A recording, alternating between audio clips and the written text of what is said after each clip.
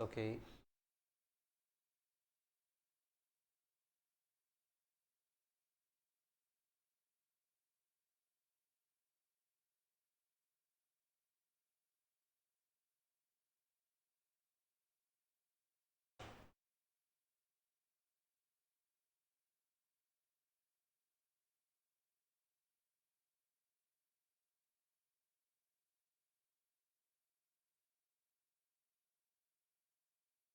Okay, so as of now clear గుర్తుందా? Marginal revenue, average revenue ఆ రెండింటికి difference, marginal cost, average cost. ఏమైనా doubt ఉందా ఇంకా అందులో? ఆ కాన్సెప్ట్లో ఏ డౌట్ లేదనుకుంటే వీ కెన్ మూవ్ ఫార్వర్డ్.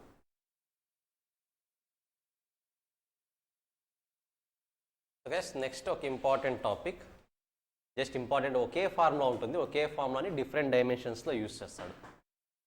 నార్మల్గా ఏంటి ఇక్కడ relationship between average revenue, marginal revenue and price elasticity of demand. ఇప్పుడు ఆ 3 టర్మ్స్ మనకి తెలుసు కదా. ప్రైస్ ఎలాస్టిసిటీ ఆఫ్ డిమాండ్ అంటే ఏంటో తెలుసు, ఎప్పుడు ఏ వాల్యూ వస్తుందో కూడా తెలుసు. యావరేజ్ రెవెన్యూ అంటే ఏంటో తెలుసు, మార్జినల్ రెవెన్యూ అంటే ఏంటో తెలుసు. ఇప్పుడు ఈ మూడింటికి రిలేషన్ ఏంటి? Based on some factor they have derived the formula. Marginal revenue equal to average revenue into e minus 1/E. ఈ అంటే ఏంటి అక్కడ? Elasticity of demand. మనం క్యాలిక్యులేట్ చేసాం కదా ఆల్రెడీ. అంటే ఈ ఫార్ములాని యూజ్ చేయాలంటే మనకు ఓవరాల్గా 3 ఫార్ములాస్ తెలియాలి. First elasticity of demand formula తెలుసు కదా మనకు already. Percentage change in demand by percentage change in price. Average revenue అంటే total revenue divided by number of units. కరెక్టా? మార్జినల్ రెవెన్యూ అంటే ఎక్స్ట్రాగా ఒక యూనిట్ని సేల్ చేయడం వల్ల ఎక్స్ట్రా రెవెన్యూ ఎంత వచ్చింది. 3 ఫార్ములాస్ తెలుసు. జస్ట్ ఈ రిలేషన్లో మనకు 2 ఐటమ్స్ ఇస్తాడు. ఇప్పుడు ఓవరాల్గా ఇక్కడ ఎన్ని ఉన్నాయి? 3 ఉన్నాయి కదా. యావరేజ్ రెవెన్యూ ఒకటి, మార్జినల్ రెవెన్యూ ఒకటి, ఎలాస్టిసిటీ ఒకటి. ఓవరాల్గా 3 ఐటమ్స్ ఉన్నాయి. 3 ఐటమ్స్లో 2 ఐటమ్స్ తెలిస్తే ఇంకొక ఐటమ్ని ఐడెంటిఫై చేయడం ఈజీనా డిఫికల్టా? ఈజీనే కదా, జస్ట్ సబ్స్టిట్యూట్ చేయడం. మనకి ఎగ్జాక్ట్గా క్వశ్చన్లో అవుట్ ఆఫ్ 3 ఐటమ్స్ 2 ఐటమ్స్ డెఫినెట్గా తెలుస్తాయి మనకు. అవుట్ ఆఫ్ 3 2 రిక్వైర్మెంట్స్ క్వశ్చన్లో డెఫినెట్గా ఇస్తాడు. మనం రిమైనింగ్ రిక్వైర్మెంట్ ఏది ఉందో అది ఐడెంటిఫై చేయాలి. ఓకేనా? 2 వాల్యూస్ డెఫినెట్గా ఇస్తాడు. ఒకసారి చూడండి సినారియోస్ ఇక్కడ. In case of elasticity is 1 and average revenue equal to 1. అంటే ఏ వాల్యూస్ ఇస్తున్నాడు ఇక్కడ? ఈ వాల్యూ ఇస్తున్నాడు, ఏఆర్ వాల్యూ ఇస్తున్నాడు. అల్టిమేట్గా మనం ఏం ఐడెంటిఫై చేయాలి? ఎంఆర్ వాల్యూ ఐడెంటిఫై చేయాలి. జస్ట్ ఆ వాల్యూస్ సబ్స్టిట్యూట్ చేయండి. అక్కడ 1 1 సబ్స్టిట్యూట్ చేస్తే ఆ మార్జినల్ రెవెన్యూ ఏమవుతుంది చూడండి ఒకసారి. 0. అంతే కదా. ఇక్కడ ఈ ప్లేస్లో 1 సబ్స్టిట్యూట్ చేయండి, ఏఆర్ ప్లేస్లో 1 సబ్స్టిట్యూట్ చేయండి. సింపుల్గా చేయాలంటే సార్ ఇక్కడ చూడండి, marginal revenue equal to AR ఎంత? 1. ఈ ఎంత? 1. 1/1. 1/1 అంటే 1 - 1 0. దాని మీనింగ్ ఏంటి? ఎలాస్టిసిటీ 1 వచ్చింది అంటే యూనిక్ ఎలాస్టిక్ 1 ఉంది అంటే దాని మీనింగ్ ఏంటి? నీకు మార్జినల్ రెవెన్యూ 0 వస్తుంది. దీని మీనింగ్ ఏంటి అంటే లెట్స్ సీ, ఇక్కడ చూద్దాం ఒకసారి. Simple example.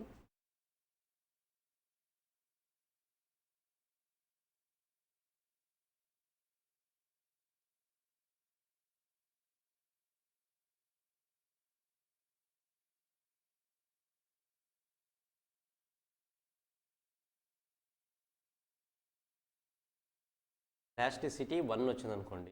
దీని మీనింగ్ ఏంటి? Unit elastic, right? Unit elastic 1 వస్తే మార్జినల్ రెవెన్యూ ఏమవుతుంది? 0 అవుతుంది. దీని మీనింగ్ ఏంటి?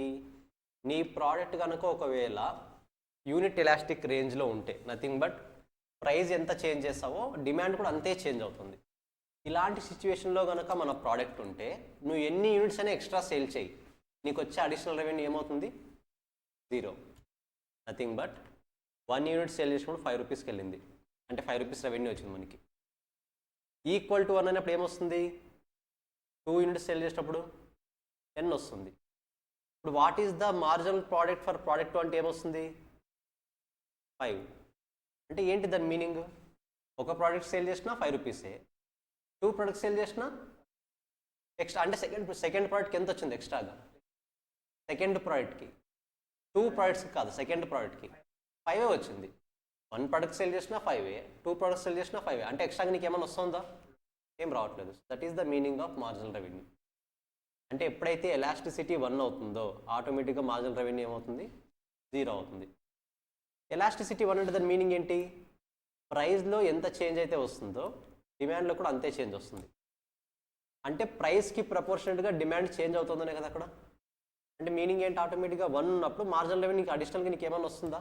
అట్ ఎనీ కాస్ట్ నీకు వాల్యూ అనేది ఏమీ రాదు. అంటే నీ ప్రోడక్ట్ యొక్క ఎలాస్టిసిటీ 1 ఉన్నప్పుడు నువ్వు ఎన్ని ప్రోడక్ట్స్ సేల్ చేసినా సరే నీకు మార్జినల్ రెవెన్యూ వస్తుందా? రాదు. That is the conclusion. Is it clear? ఏమైనా డౌట్ ఉందా? Simple point. దాన్ని సబ్స్టిట్యూట్ చేస్తే ఆన్సర్ వచ్చేస్తుంది. ఒకవేళ మనకు ఎలాస్టిసిటీ కేసెస్ 5 ఉన్నాయి, కరెక్టా? Equal to 1, greater than 1, less than 1, infinity 0. ఈ కేసెస్ అన్నీ కూడా మనం అబ్జర్వ్ చేయాలి. సెకండ్ సినారియో చూడండి, case 2. If E greater than 1 and average revenue is equal to 1.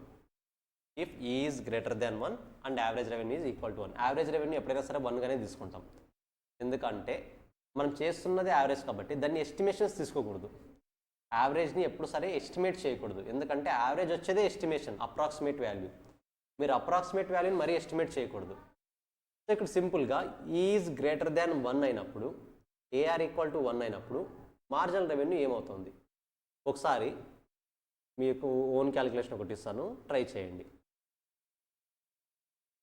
If e equal to 2, MR equal to 1, then what is the value? Sorry, AR equal to 1, then what is the value of MR? Just identify చేయండి. If e equal to 2, AR equal to 1, then what is the value of MR? ఎలా చేయాలి? సింపుల్గా ఈ ఫార్ములాలో substitute చేయాలి. MR equal to AR into E minus 1 by E. Substitute చేసి value చెప్పండి, ఎంత వస్తుంది? ఎస్ అన్నపూర్ణ? 3/2. దాని వాల్యూ 1.25 కదా, 5. 0.5. సో ది మీనింగ్ ఏంటి? ఎప్పుడైతే ఈ వాల్యూ గ్రేటర్ దాన్ 1 ఉంటుందో ఎంఆర్ వాల్యూ కూడా ఏమవుతుంది? గ్రేటర్ దాన్ 1 వస్తుంది. ఎప్పుడైతే ఈ వాల్యూ గ్రేటర్ దాన్ 1 ఉంటుందో ఎంఆర్ వాల్యూ కూడా ఏమవుతుంది? గ్రేటర్ దాన్ 1 వస్తుంది. So MR is positive. Greater than 1 అంటే పాజిటివే కదా దాని మీనింగ్. మేబీ కొన్నిసార్లు 0.5 సంథింగ్ కూడా రావచ్చు, కాదనట్లేదు, కానీ అది కూడా పాజిటివ్ వాల్యూనే కదా, డెఫినెట్గా పాజిటివ్ వాల్యూనే. ఎప్పుడు 0.5 వస్తుంది? ఏఆర్ వాల్యూ 1 కానప్పుడు. మనం జనరల్ అజంప్షన్ ఏఆర్ అనేది ఎక్కడైనా సరే ఈక్వల్ టు 1 అనేది తీసుకుంటాం. కావాలని మీరు ఒకసారి చూడండి, ఏ కేసులో అయినా సరే AR1 AR1 AR1 ఛార్జింగ్ అయిపోయింది, AR1 ఏ సినారియోలో అయినా సరే ఏఆర్ వాల్యూ ఈక్వల్ టు 1 వస్తుంది. సో అది బేసిక్గా మనం తీసుకున్న అజంప్షన్. ఆ అజంప్షన్ని బేస్ చేసుకుని రిమైనింగ్ వాల్యూస్ అనేది మనం ఐడెంటిఫై చేయాలి. ఇప్పుడు ఏం చేస్తారంటే, let's say is greater than 1 అన్నాం కదా, ఈ వాల్యూని 5 తీసుకోండి ఒకసారి. ఈ వాల్యూ 5, ఏఆర్ వాల్యూ 2. ఈ value 5, AR value 2.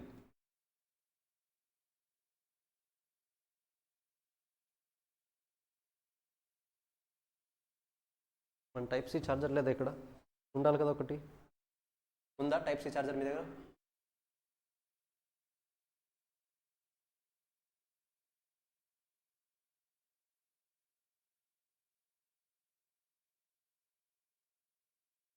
Five by 6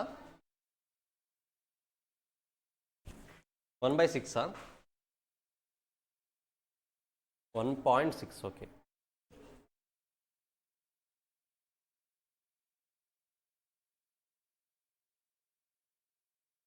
yes చేయండి, అందరూ చేయండి త్వరగా.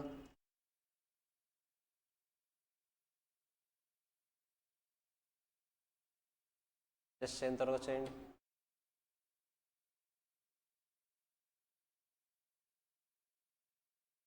ఎంత చెప్పాను? ఈ వాల్యూ ఎంత చెప్పాను? 5, ఏఆర్ వాల్యూ 2.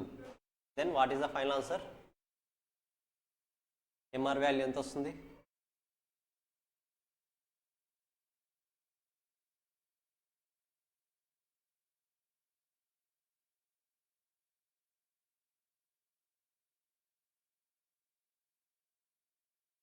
9.6 1.6 అన్నారు ఇందాక 1.6 9.6 ఎంత వచ్చింది వాల్యూ 9.6 షూరా జ్యోతి ఎంత వచ్చింది ఎందుకని ఏఆర్ వాల్యూ ఎంత చెప్పాను 2 ఈ వాల్యూ 5 1/5 ఈ వాల్యూ ఎంత అని అడుగుతున్నా 2 ఇంటూ 5 మైనస్ 1/5 వాల్యూ క్యాలిక్యులేట్ చేయండి 0.2 2 ఇంటూ 5 మైనస్ 0.2 4.8 2 ఇంటూ 4.8 9.16 6 జస్ట్ 9.6 అంతే ఇంతేగా క్యాలిక్యులేట్ చేయమన్నా సబ్స్టిట్యూట్ చేయడం అంతే ఎంఆర్ వాల్యూ ఐడెంటిఫై చేయమన్నాను సో దాని మీనింగ్ ఏంటంటే ఒకవేళ ఈ వాల్యూ గ్రేటర్ దాన్ 1 అయితే ఏఆర్ ఈక్వల్ టు 1 ఉన్నప్పుడు ఎంఆర్ అనేది ఆల్వేస్ ఏమవుతుంది పాజిటివ్ వస్తుంది ఒకవేళ ఈ కన్నా ఏఆర్ వాల్యూ ఎక్కువ తీసుకొని చూద్దామా ఏమవుతుందో ఇప్పుడు ఈ వాల్యూ లెట్స్ సే ఈ 2 తీసుకుందాం ఏఆర్ వాల్యూ 7 తీసుకోండి దెన్ ఐడెంటిఫై ఎంఆర్ ఈ వాల్యూ 2 ఏఆర్ వాల్యూ 7 ఏంటి ఆన్సర్ మీరు చెప్పాలి ఈ వాల్యూ 2 తీసుకోండి ఏఆర్ వాల్యూ 7 తీసుకోండి ఎంఆర్ వాల్యూ ఎంత వస్తుందో చెప్పండి అంతే నాకు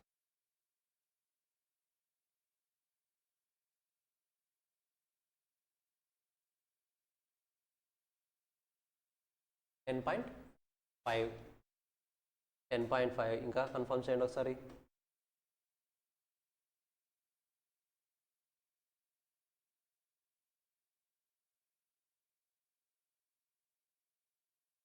so AR value 7 2 minus 1/2 7 into 2 minus 0.5 7 into 1.5 10.5 10.5 ఏనా 7 ఇంటూ 1.5 10.5 ఓకే ఎస్ 10.5 సింపుల్ అర్థం కాలేదు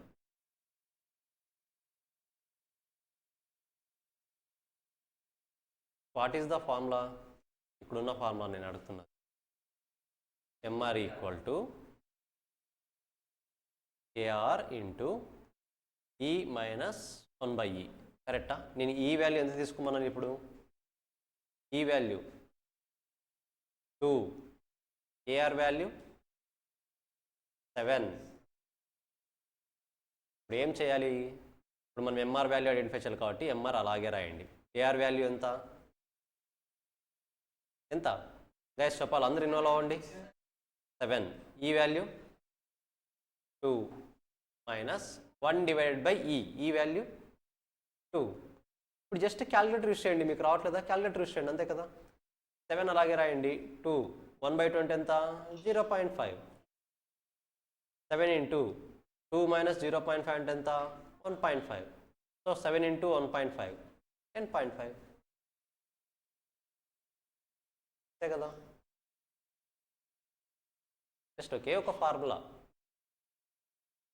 అది ఫార్ములా కూడా కాదు రిలేషన్షిప్ అంతే మార్జినల్ రెవెన్యూకి యావరేజ్ రెవెన్యూకి ప్రైస్ ఎలాస్టిసిటీకి ఉన్న relationship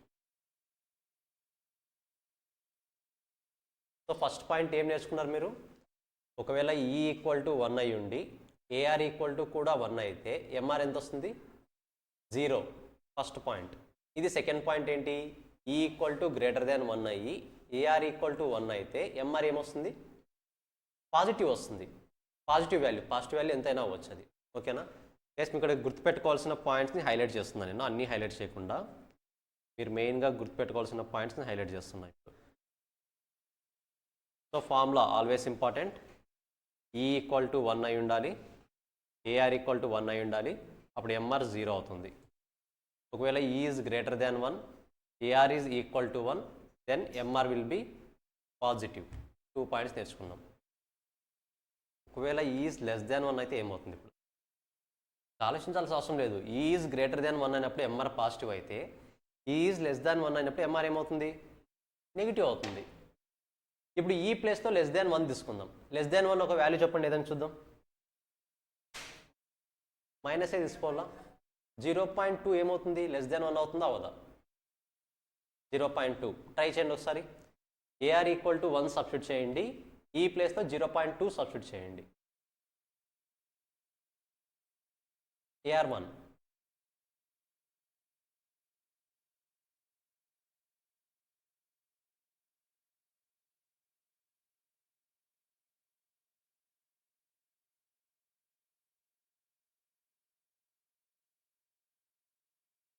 AR equal to 1. Yes, AR 1 substitute చేయండి, ఈ ప్లేస్లో 0.2 సబ్స్టిట్యూట్ చేయండి. 0.2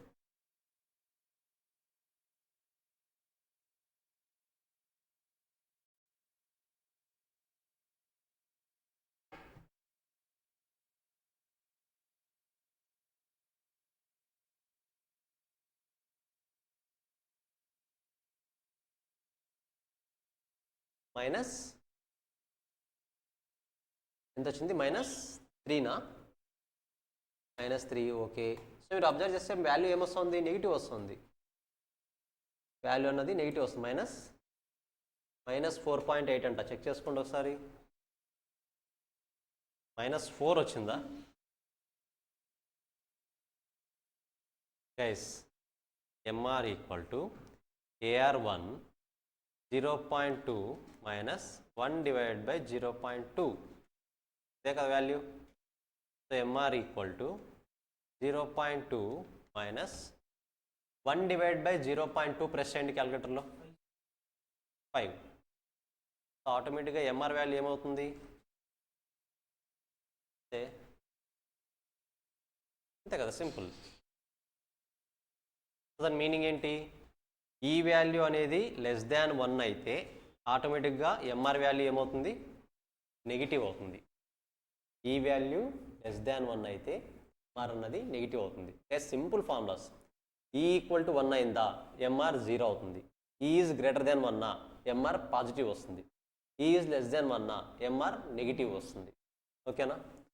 last one, if e is infinity, if e is infinity, that is infinity ఎలా రాయొచ్చు, 1/e ఈక్వల్ టు 0 అని రాయొచ్చా?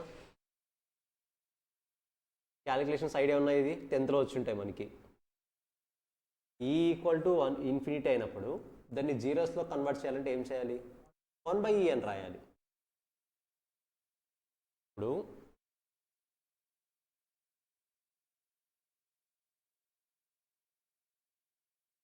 ఈ equal to infinity, but infinity మనం క్యాలిక్యులేషన్స్లో కన్సిడర్ చేయగలమా, చేయలేము. కాబట్టి ఈ ఇన్ఫినిటీని 0 చేయాలి. ఎప్పుడు 0 చేస్తాం, ఈని 1/e అని రాస్తే 0 అవుతుంది. ఈని 1/e అంటే రివర్స్ చేయాలి వాల్యూస్ని. రివర్స్ చేస్తే ఆటోమేటిక్గా ఇన్ఫినిటీ ఏమవుతుంది, 0 అవుతుంది. దీన్ని మనం సపరేట్గా ఏం చేయట్లేదు, ఇక్కడ జస్ట్ ఈ ఈక్వల్ టు ఇన్ఫినిటీ ఉందని దాని మీనింగ్ ఏంటి, e/1 ఈక్వల్ టు ఇన్ఫినిటీ. దాన్ని రివర్స్ చేస్తున్నాం అంతే. రివర్స్ చేసినప్పుడు ఏమవుతుంది, 0 అవుతుంది. ఆ ఇన్ఫర్మేషన్ ఇక్కడ ఇచ్చాడు. అంటే ఇప్పుడు ఈ equal to 1 or AR equal to 1, ఈ ప్లేస్లో మీరు ఏం సబ్స్టిట్యూట్ చేయాలి, 1 సబ్స్టిట్యూట్ చేసి చూడండి. ఈ ఈక్వల్ టు 1 సబ్స్టిట్యూట్ చేసి చూడండి. ఏఆర్ ఈక్వల్ టు 1 2 సబ్స్టిట్యూట్ చేసి చూడండి, ఏమవుతుంది ఆన్సర్ 0 అవుతుంది. మీరు చేయండి చెప్తాను, ఇంకా అది ఎన్లార్జ్ నేను ఎక్స్ప్లెయిన్ చేయాలి ఆ పాయింట్. ఫస్ట్ మీరు ఈ ఈక్వల్ టు 1 సబ్స్టిట్యూట్ చేయండి చెప్తాను. ఆల్రెడీ చేసాం మనం, కేస్ 1 కూడా చేసింది అదే.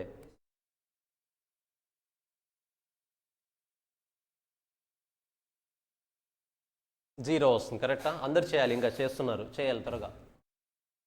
లక్ష్మణ్ చేయి, నువ్వు ట్రై చేయాలి, ట్రై చేయకుండా రాదు అనకూడదు, అట్లీస్ట్ ట్రై చేయాలి మీరు. షూరా equal to MR equal to 0 వస్తుంది. బట్ ఇక్కడ మనకు ఈ వాల్యూ ఏం సబ్స్టిట్యూట్ చేయాలి, మనము ఇన్ఫినిటీ సబ్స్టిట్యూట్ చేయాలి. బట్ ఇన్ఫినిటీని డైరెక్ట్గా వాల్యూస్తో సబ్స్టిట్యూట్ చేయగలమా, ఆన్సర్ వస్తుందా, రాదు. కాబట్టి ఇక్కడ ఏం చేస్తున్నాడు, ఈని జీరోస్లో కన్వర్ట్ చేసుకున్నాడు. ఇక్కడ చూడండి, that is 1/e equal to 0, 1/e equal to 0. సింపుల్గా ఏం చెప్తున్నారంటే ఇక్కడ ఈ వాల్యూని మనం డైరెక్ట్గా సబ్స్టిట్యూట్ చేయలేము. కాబట్టి డైరెక్ట్గా ఏం తీసుకుంటున్నాడు, ఇక్కడ ఈ ఈక్వల్ టు 1 అని తీసుకుంటున్నాడు. అంటే ఇన్ఫినిటీ వాల్యూని మనం డైరెక్ట్గా సబ్స్టిట్యూట్ చేయలేము. క్యాలిక్యులేషన్ సబ్స్టిట్యూట్ చేయొచ్చు. ఒకసారి సబ్స్టిట్యూట్ చేసి చూడండి ఏమవుతుంది అప్పుడు. ఏఆర్ ఇంటూ అంటే ఏఆర్ వాల్యూ 1 కదా, ఫస్ట్ ఫార్ములా రాద్దాం. AR into 1 minus 1/e. AR value 1 infinity minus 1/ఇన్ఫినిటీ. క్యాలిక్యులేట్ చేయండి చూద్దాం. చేయగలమా? రాదు. ఎందుకంటే ఫస్ట్ ఆఫ్ ఆల్ ఈ క్యాలిక్యులేషన్స్ అప్పుడు మనం మూవ్ ఆన్ అవ్వలేము వాల్యూస్తో. కాబట్టి స్ట్రైట్ ఫార్వర్డ్గా ఏం చేస్తున్నాడు, ఈ ఈక్వల్ టు 1 అనే అజంప్షన్ తీసుకుంటున్నాడు. అంటే ఎప్పుడైతే మనం ఒక సిచ్యువేషన్ని డిఫైన్ చేయలేమో, డిఫైన్ చేయనప్పుడు ఈ వాల్యూ ఎంత తీసుకోవాలి, 1 తీసుకోవాలి. అది దాని ఓవరాల్ మీనింగ్. క్లారిటీ వస్తుందా? డిఫైన్ చేయనప్పుడు మనము కాన్సెప్ట్ పరంగా డిస్కస్ చేస్తే, ఎప్పుడైతే మీరు ఒక సిచ్యువేషన్ని డిఫైన్ చేయలేరో, డిఫైన్ చేయనప్పుడు వాల్యూని ఏం తీసుకోవాలి, 1 అని తీసుకోవాలి. ఆటోమేటిక్గా ఈ వాల్యూ 1 సబ్స్టిట్యూట్ చేస్తున్నాడు. ఈ వాల్యూ 1 సబ్స్టిట్యూట్ చేస్తే ఏమొస్తుంది, AR equal to 1. AR equal to 1. నాకు ఇంకో డౌట్ వచ్చింది. 1 సబ్స్టిట్యూట్ చేస్తే రావాల్సిన 0 కదా ఆన్సర్. మరి ఇప్పుడు 1 ఎట్లా వస్తూ ఉంది, అది కూడా డౌటే నాకు. వెయిట్, మీరు క్యాలిక్యులేషన్స్లో మీ కన్ఫ్యూజ్ అవుతుందని నాకు అర్థమైంది. ఒకసారి ఒక పని చేయండి. నేను ఇప్పుడు ఇది జూమ్ చేస్తాను ఒక పాయింట్ని.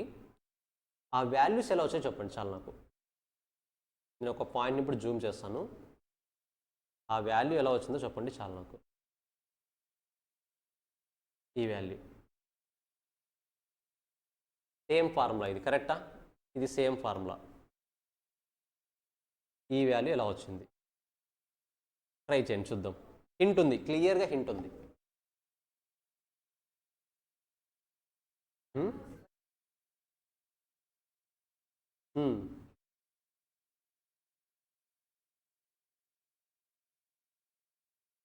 వెయిట్, ఇప్పుడు ఏఆర్ వాల్యూ 1 యాక్సెప్టెడ్ కదా, అది ఈ మైనస్ 1/e అని ఉంది.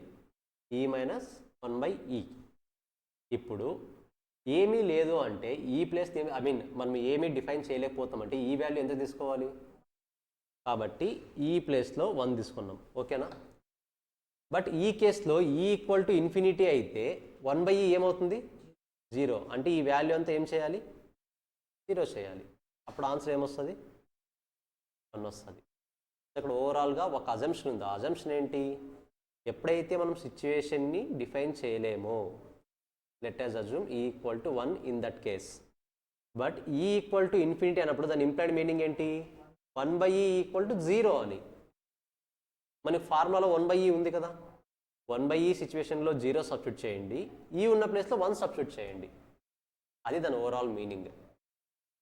గైస్, ఫోర్త్ కాన్సెప్ట్ కాస్త డిఫరెంట్గా ట్రీట్ చేస్తాడు. ఇది జాగ్రత్తగా గుర్తుపెట్టుకోవాలి. నేను మరీ ఎక్స్ప్లెయిన్ చేస్తున్నా అసలు ఏం జరిగింది ఇక్కడ అనేది. మనకు ఈ ఈక్వల్ టు ఇన్ఫినిటీ, ఓకేనా? నేను మరీ అండర్లైన్ చేస్తున్నా వాల్యూస్ని. ఈ ఈక్వల్ టు ఇన్ఫినిటీ, ఈ ఈక్వల్ టు ఇన్ఫినిటీ అన్నప్పుడు మనము ఇన్ఫినిటీ వాల్యూస్ని ఈ ఫార్ములాస్లో సబ్స్టిట్యూట్ చేయలేము. ఓకేనా? సో ఇన్ఫినిటీ వాల్యూస్ని ఇంకో పాయింట్ ఆఫ్ వ్యూలో థింక్ చేయాలి. ఇప్పుడు మనము ఈ ఈక్వల్ టు ఇన్ఫినిటీ అయితే 1/e ఈక్వల్ టు 0 అనేది మనకు తెలుసు, బేసిక్ ఫార్ములా అది. ఈ ఈక్వల్ టు ఇన్ఫినిటీ అయితే 1/e అనేది 0 అవుతుంది. బట్ ఎప్పుడైతే మనము ప్రైస్ ఎలాస్టిసిటీని ఒక పర్టికులర్ ప్లేస్లో డిఫైన్ చేయలేమో, అప్పుడు ఆటోమేటిక్గా ఇంప్లాయిడ్ మీనింగ్ ఏంటి, ఈ ఈక్వల్ టు 1 అని తీసుకోవాలి. అందుకని వీళ్ళు ఈ ఈక్వల్ టు 1 అని తీసుకున్నారు. ఇక్కడ సింపుల్ చెప్పాలంటే ఇది అజంప్షన్. అజంప్షన్ అది. ఓకేనా? ఎప్పుడైతే మనం ఒక పర్టికులర్ సిచ్యువేషన్ డిఫైన్ చేయలేమో, డిఫైన్ చేయనప్పుడు ఈ వాల్యూ 1 తీసుకోవాలి. మరి 1/e వాల్యూ 0 తీసుకోవాలి. ఇది అజంప్షనా, ఫార్ములా నుంచి వచ్చిందా? ఫార్ములా నుంచి వచ్చింది, బేసిక్ ఫార్ములా అది. బట్ ఈ ఈక్వల్ టు 1 అనేది అజంప్షన్. అజంప్షన్ అంటే ఏంటి, మనము కొన్ని ఓన్గా డిసిషన్స్ తీసుకుంటాం. That is called assumption. అంటే ఎలాంటి సోర్స్ లేని ప్లేస్లో కూడా మనం కొన్ని ఊహించుకుంటాం కదా, that is called assumption. Clarity వస్తుందా? సో ఇంకోసారి ఎక్స్ప్లెయిన్ చేస్తే ఇక్కడ ఓన్లీ 2 పాయింట్స్. ఈ ఈక్వల్ టు నాట్ డిఫైన్డ్. ఇప్పుడు మనం 2 డిసిషన్స్ తీసుకోవాలి. నాట్ డిఫైన్డ్ అంటే ఇన్ఫినిటీని సబ్స్టిట్యూట్ చేయగలమా, చేయలేము. కాబట్టి 1/e వాల్యూని సబ్స్టిట్యూట్ చేస్తాం. ఎంత, 0. 1/e value 0. మరి 1 వాల్యూ ఎంత, ఈ వాల్యూ ఎంత, 1. 1 is the assumption, 1/e is the formula. Is it clear guys? ఏం కన్ఫ్యూజన్ లేదు కదా? ఇప్పుడు మీరు ఆ వాల్యూస్ని ఫార్ములాలో సబ్స్టిట్యూట్ చేస్తే 1 వస్తుంది. ఈ వాల్యూ 1, 1/e వాల్యూ 0. సో ఓవరాల్గా MR ఈక్వల్ టు 1. ఇప్పుడు దీనివల్ల మీకు ఏం తెలిసింది, మీకు రావాల్సిన కంక్లూజన్ పాయింట్స్ ఒకసారి చూడండి నేను చెప్పేది. ఏఆర్ ఈజ్ ఆల్వేస్ 1 మనం తీసుకున్న అజంప్షన్ అది. సో ఏఆర్ గురించి కేర్ చేయొద్దు ఎక్కువగా. ఈ ఈక్వల్ టు 1 అయితే ఎంఆర్ ఏమవుతుంది, 0. ఓకేనా.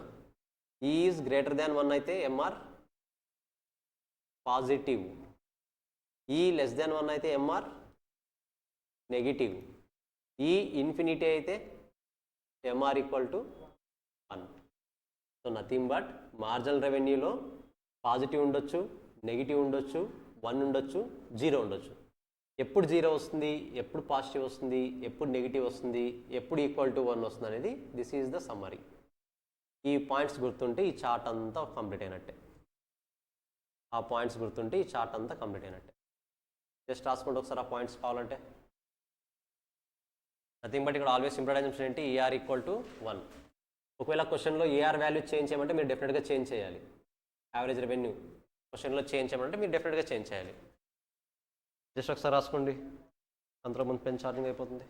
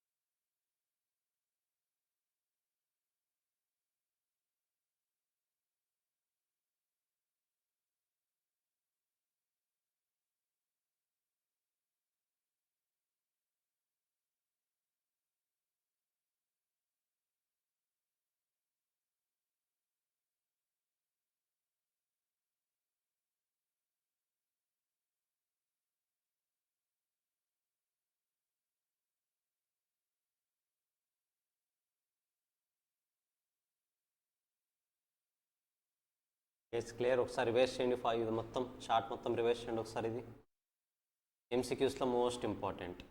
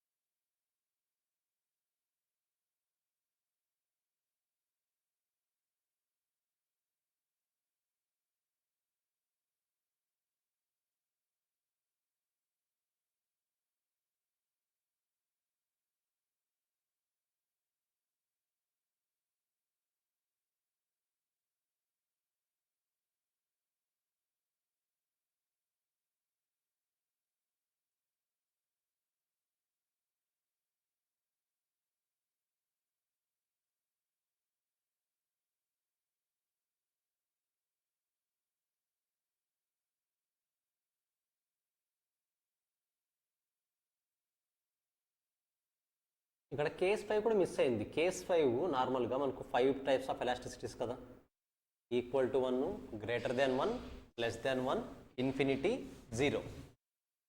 ఇప్పుడు మరి ఈ ఈక్వల్ టు 0 అయితే ఏమవుతుంది చెప్తారా? ఈ ఈక్వల్ టు 0 అయితే ఏమవుతుంది? ఈ ఈక్వల్ టు 0 అయితే 0 అవుతుందా, ఇన్ఫినిటీ అవుతుందా?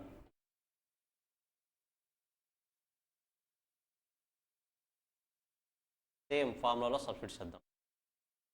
ఇదే ఫార్ములాలో సబ్స్టిట్యూట్ చేస్తుందా? MR equal to AR 1, 0 - 1/0. మరి G1 అంటే ఇంకా వాల్యూ ఏమి ఉండదు, 0. 1 మైనస్ 0 అంటే 1/0 అంటే something into divide by something into infinity, something plus infinity, something divide by infinity, అంతా ఏమవుతుంది, ఇన్ఫినిటీ అవుతుంది. సో ఒకవేళ ఎలాస్టిసిటీ 0 అయితే మార్జినల్ రెవెన్యూ ఇన్ఫినిటీ అవుతుంది. బట్ మనం స్పెసిఫిక్గా సిలబస్లో ఏమి చెప్పలేదు, కాకపోతే జస్ట్ ఫార్ములా సబ్స్టిట్యూషనే కదా, తెలుసుకోవాలి. రివైజ్ చేయండి. ఎంసీక్యూస్ పాయింట్ ఆఫ్ లో చాలా ఇంపార్టెంట్. ఫార్ములా గుర్తుంటే చాలు, వాడు ఇచ్చిన వాల్యూ సబ్స్టిట్యూట్ చేయండి అంతే. ఏఆర్ వాల్యూ ఇచ్చేస్తాడు, ఈ వాల్యూ ఇచ్చేస్తాడు, ఆర్ ఎంఆర్ వాల్యూ ఇస్తాడు, ఏఆర్ వాల్యూ ఇస్తాడు, ఈ మీరు ఐడెంటిఫై చేయాలి. సేమ్ ఫార్ములానే, సేమ్ ఫార్ములా, అది ఏ ఫార్మాటే యూజ్ చేయండి, ఒకటి కూడా చేంజ్ చేయద్దు. వచ్చిన వాల్యూ సబ్స్టిట్యూట్ చేయండి అంతే. వచ్చిన వాల్యూస్ని మీరు సబ్స్టిట్యూట్ చేయాలంతే.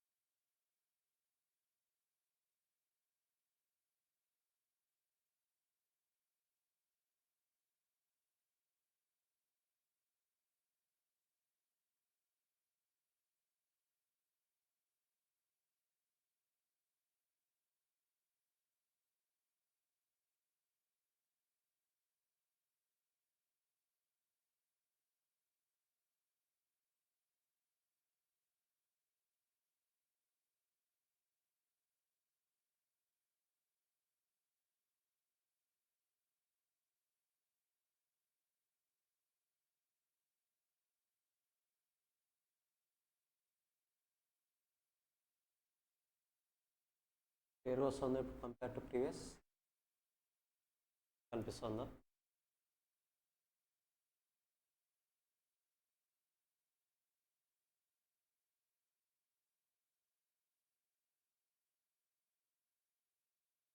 చేయొచ్చు, కాకపోతే రెజల్యూషన్ పెంచుకుంటా చేయలేము.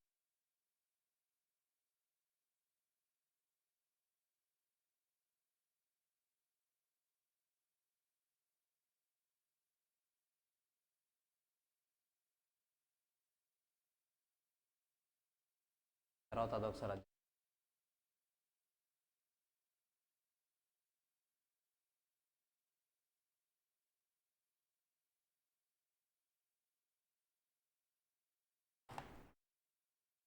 గైస్ క్లియరా? So importance of elasticity of demand, ఇది నేర్చుకునే ముందు యాజ్ ఆఫ్ నో ఇంతవరకు జరిగిన టాపిక్లో ఎక్కడైనా డౌట్స్ ఉందేమో ఒకసారి క్లారిఫైగా అనలైజ్ చేయండి మొత్తం 2 minutes. ఏ డౌట్ ఉండకూడదు, ఎందుకంటే మరి ఇప్పటి నుంచి కాస్త టాపిక్స్ అడ్వాన్స్డ్గా వెళ్తాయి. మీరు అడ్వాన్స్ టాపిక్లోకి వెళ్ళిన తర్వాత మరి బేసిక్ డౌట్ అడగకూడదు కదా, కాబట్టి ఒకసారి పర్టికులర్గా రివైజ్ చేసుకోండి ఏదైనా డౌట్ ఉందా.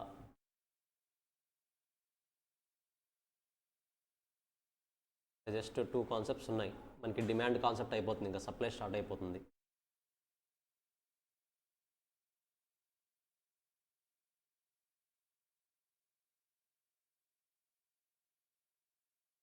ఐ థింక్ ఆల్రెడీ అయిపోయింది కదా అది. రివైజ్ చేద్దామా ఒకసారి. లా ఆఫ్ డిమినిషింగ్ మార్జిన్ అంటే ఇప్పుడు రివైజ్ చేస్తాను నేను ఇంకొకసారి, మిగతా చదవండి.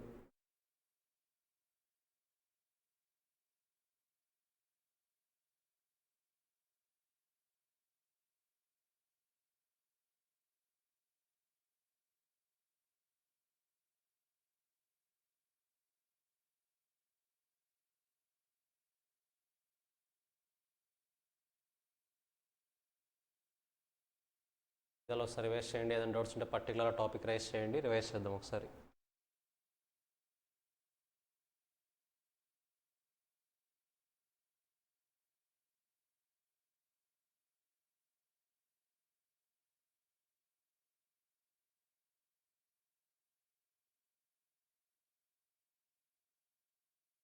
So guys, law of diminishing marginal utility.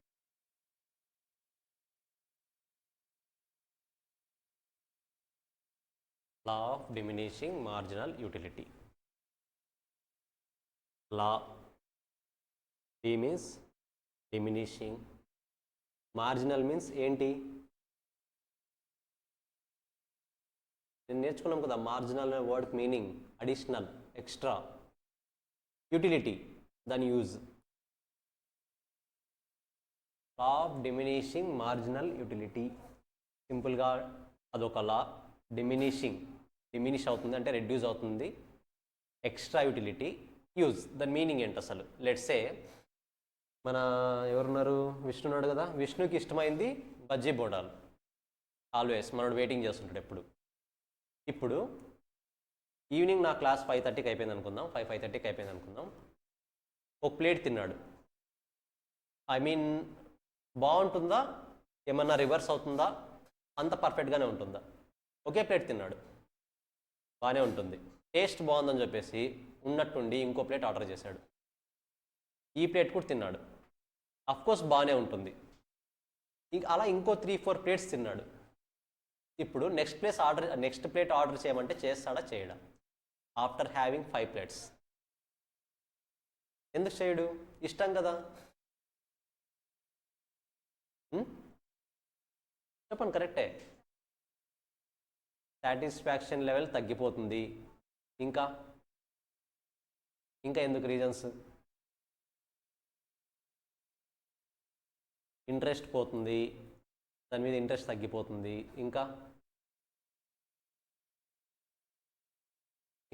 ఇంకేమవుతుంది? ఎందుకు ఇంకో ప్లేట్ ఆర్డర్ చేయడు?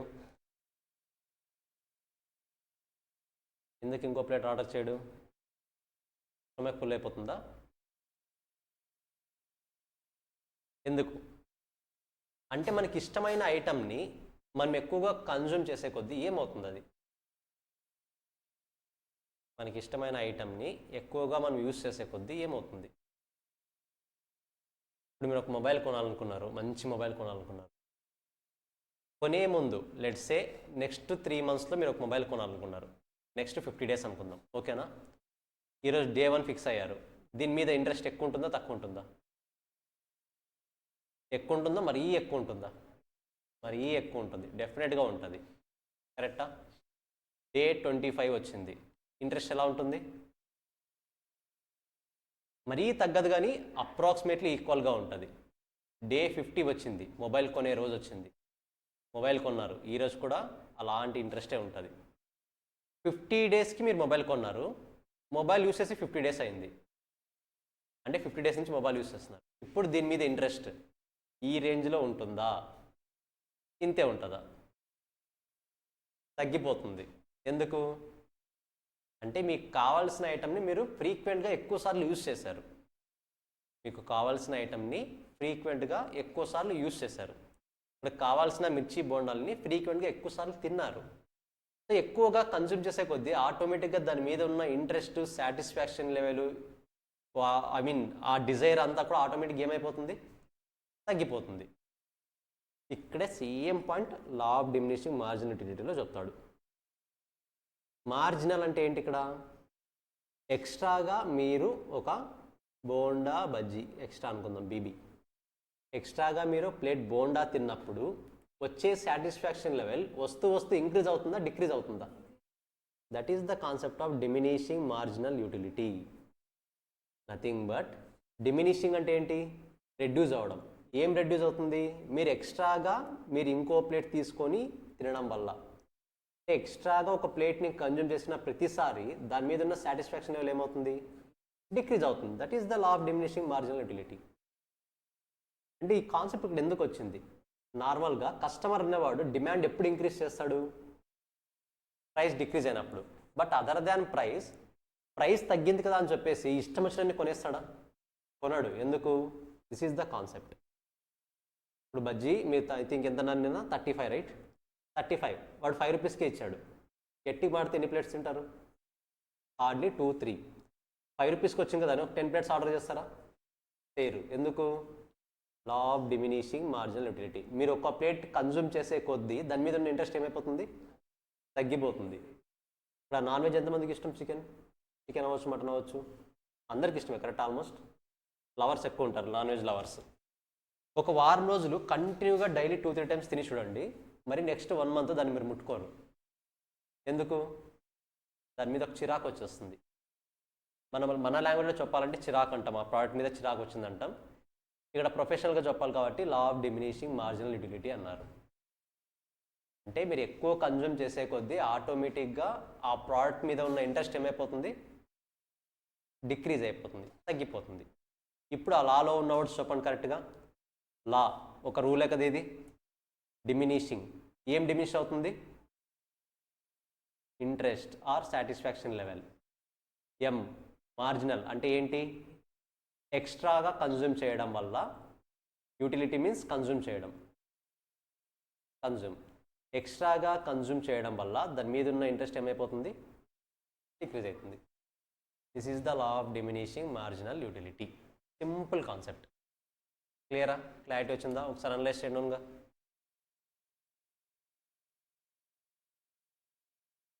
సారీ, ప్రైస్ డిక్రీజ్ అవుతే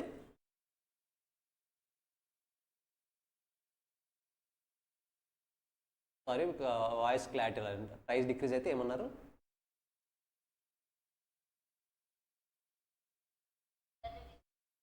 no no no, that is the exceptional case. ఎకనామిక్స్లో exceptional cases ఆలోచించకూడదు, మనం ఒకటే ఆలోచించాలి. 5 రూపీస్ ప్లేట్ ఉన్నప్పుడు, 35 రూపీస్ ప్లేట్ ఉన్నప్పుడు మనం గట్టిగా 2 ప్లేట్స్ తింటున్నాం అనుకోండి. 5 రూపీస్ అయిందనుకోండి, ఇప్పుడు కూడా ఎన్ని తింటాం? 2, గట్టిగా మాట్లాడితే 3 తింటాం. ఇంతే కాన్సెప్ట్, మధ్యలో ఫ్రెండ్ రాకూడదు. అది ఎక్సెప్షనల్ కేస్, మన గురించే థింక్ చేయాలి ఓన్గా. మీరు ఫ్రెండ్ని కాన్సెప్ట్ని కన్సిడర్ చేస్తే అది కూడా ఎలా థింక్ చేయాలంటే, 35 రూపీస్ ఉన్నప్పుడు ఫ్రెండ్స్ అంతా కలిసి ఎన్ని ప్లేట్స్ తింటున్నారు? మేబీ ఫ్రెండ్స్ అందరూ 10 మెంబర్స్ అయితే 10 ప్లేట్స్. ఇప్పుడు ఇది 5 రూపీస్ అయింది, ఎన్ని ప్లేట్స్ తింటారు? గట్టి మాడితే 15 ప్లేట్స్ తింటారు అంతే. అంతకని ఎక్కువ తింటారా? తింటే మీ గ్రూప్ మొత్తానికి ఆ బండి మీద ఉన్న ఇంట్రెస్ట్ ఏమైపోతుంది? డిక్రీజ్ అయిపోతుంది. కన్సిడర్ చేసే 2 కేసెస్లో అందరినీ కన్సిడర్ చేయాలి, లేకపోతే 2 కేసెస్లో మనల్ని ఒక్కరినే ఇమాజిన్ చేసుకోవాలి. అంతేగాని 35 రూపీస్ ఉన్నప్పుడు ఒకరు, 5 రూపీస్ అయినప్పుడు ఫ్రెండ్స్ అందరూ అంటే కాన్సెప్ట్ కాంట్రాక్ట్ అయిపోతుంది. అది 2 కేసెస్లో ఒకటే బేస్ తీసుకోవాలి. తీసుకుంటే ఫ్రెండ్స్ అందరినీ బేస్గా తీసుకోండి, లేకపోతే మీ ఒక్కరినే బేస్ తీసుకోండి. అది మీ ఫైనల్ కాన్సెప్ట్. ఓకేనా? ఐ థింక్ అన్నపూర్ణ మీ డౌట్ అదేనా? క్లియర్ అయిందా గైస్? ఒకసారి రివైజ్ చేయండి మొత్తంగా. ఇప్పుడు law of diminishing marginal utility మొత్తానికంటే ఈ కాన్సెప్ట్. ఇప్పుడు నాకు కొన్ని డౌట్స్ ఉన్నాయి, మీరు సాల్వ్ చేయాలి. చాలా ఉన్నాయి ఈరోజు నాకు డౌట్స్. ఒక్కొక్కటే డౌట్ అడుగుతా, చూద్దాం. అది కూడా అందరికి కాదు, 1 by 1 అడుగుతా, సో దట్ క్లారిటీ వస్తుంది నాకు కూడా ఏ పాయింట్ దగ్గర మిస్ అవుతున్నారు అనేది. సో అందుకని లాస్ట్ టైం 2 minutes టైం ఇస్తున్నా. ఏవైనా కాన్సెప్ట్స్ ఉంటే క్లియర్గా కంప్లీట్ చేసుకోండి.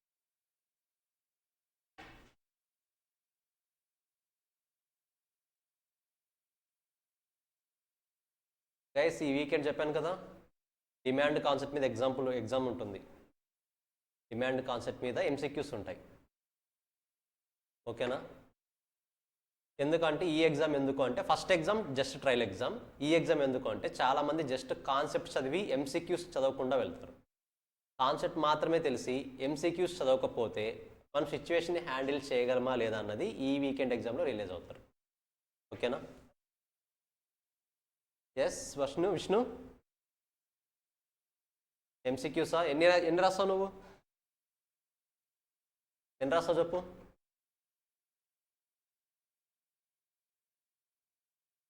ఎన్నా?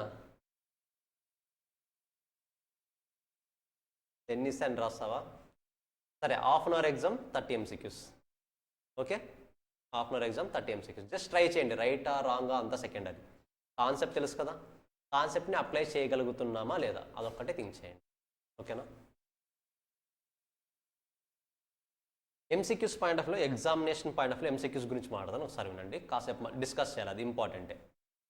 మనకు MCQs ఎన్ని ఆప్షన్స్ ఉంటాయి? 4 ఆప్షన్స్.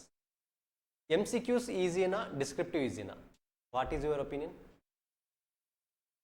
డిస్క్రిప్టివ్ ఈజీనా? ఎందుకు? వెయిట్, ఇక్కడ 2 కేటగిరీస్ ఉంటారు. MCQ ఈజీ అనే కేటగిరీ ఉంటారు, డిస్క్రిప్టివ్ ఈజీ అనే కేటగిరీ ఉంటారు. ఇద్దరిది నేను యాక్సెప్ట్ చేస్తాను, బట్ విత్ రీజన్స్ చెప్పాలి. డిస్క్రిప్టివ్ ఎందుకు ఈజీ? డిస్క్రిప్టివ్లో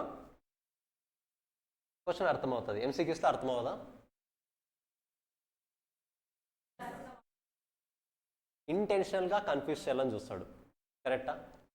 బట్ డిస్క్రిప్టివ్ని ఫాలో అవుతే రియల్ టైంలోకి ఎంటర్ అయిన తర్వాత థియరిటికల్గా ప్రాక్టికల్గా చాలా డిఫరెన్స్ చూస్తారు మీరు ఓన్లీ డిస్క్రిప్టివ్ ఫాలో అవ్వడం వల్ల.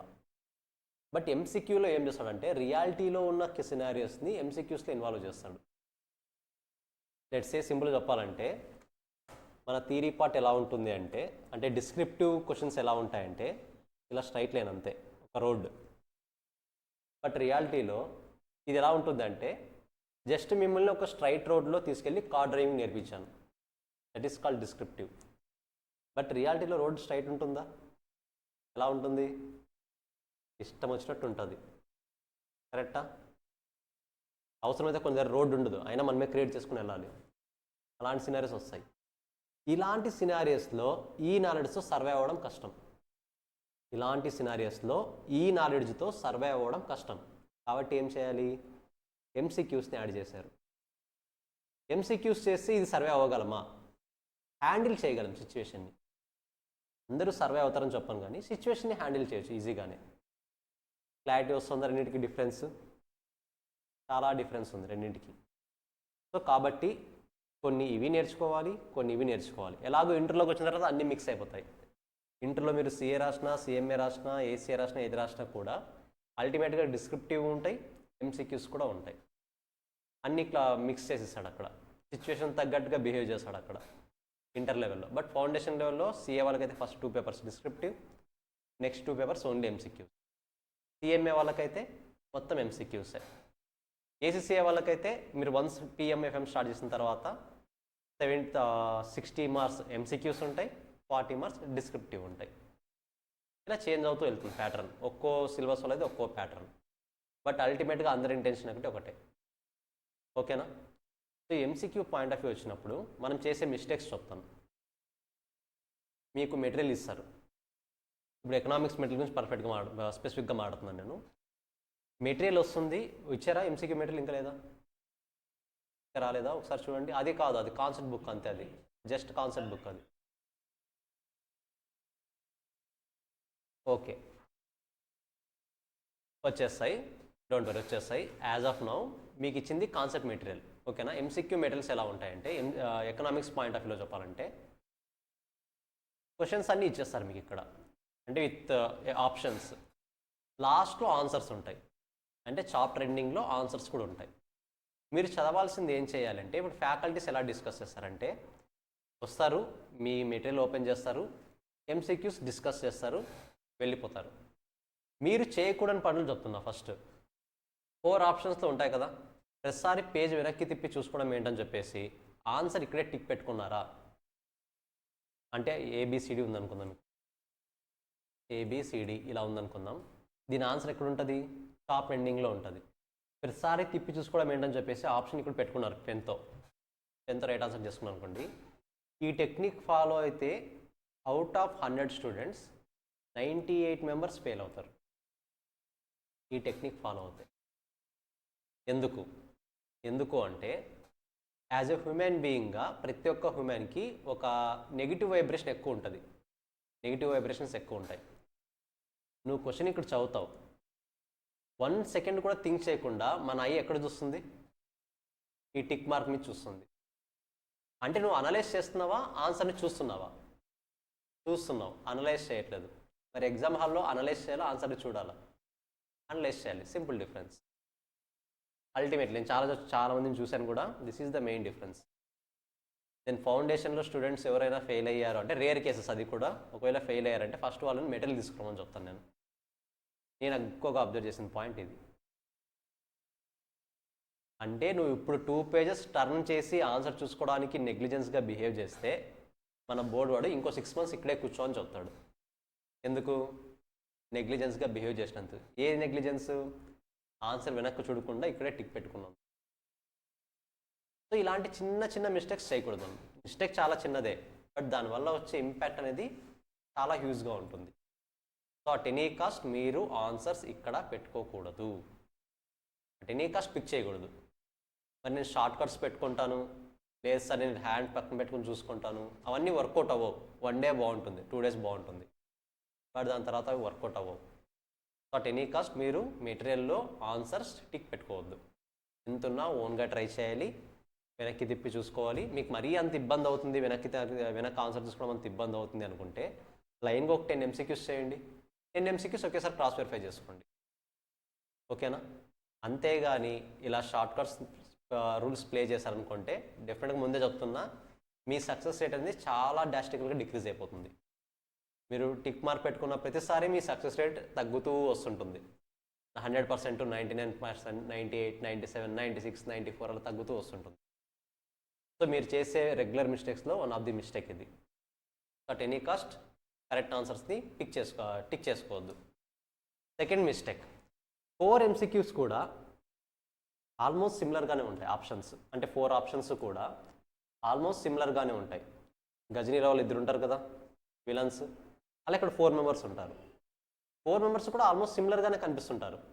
కానీ 4 ఆప్షన్స్ రైట్ ఆప్షన్స్ అనా? ఒకటే రైట్ ఆప్షన్ ఉంటుంది.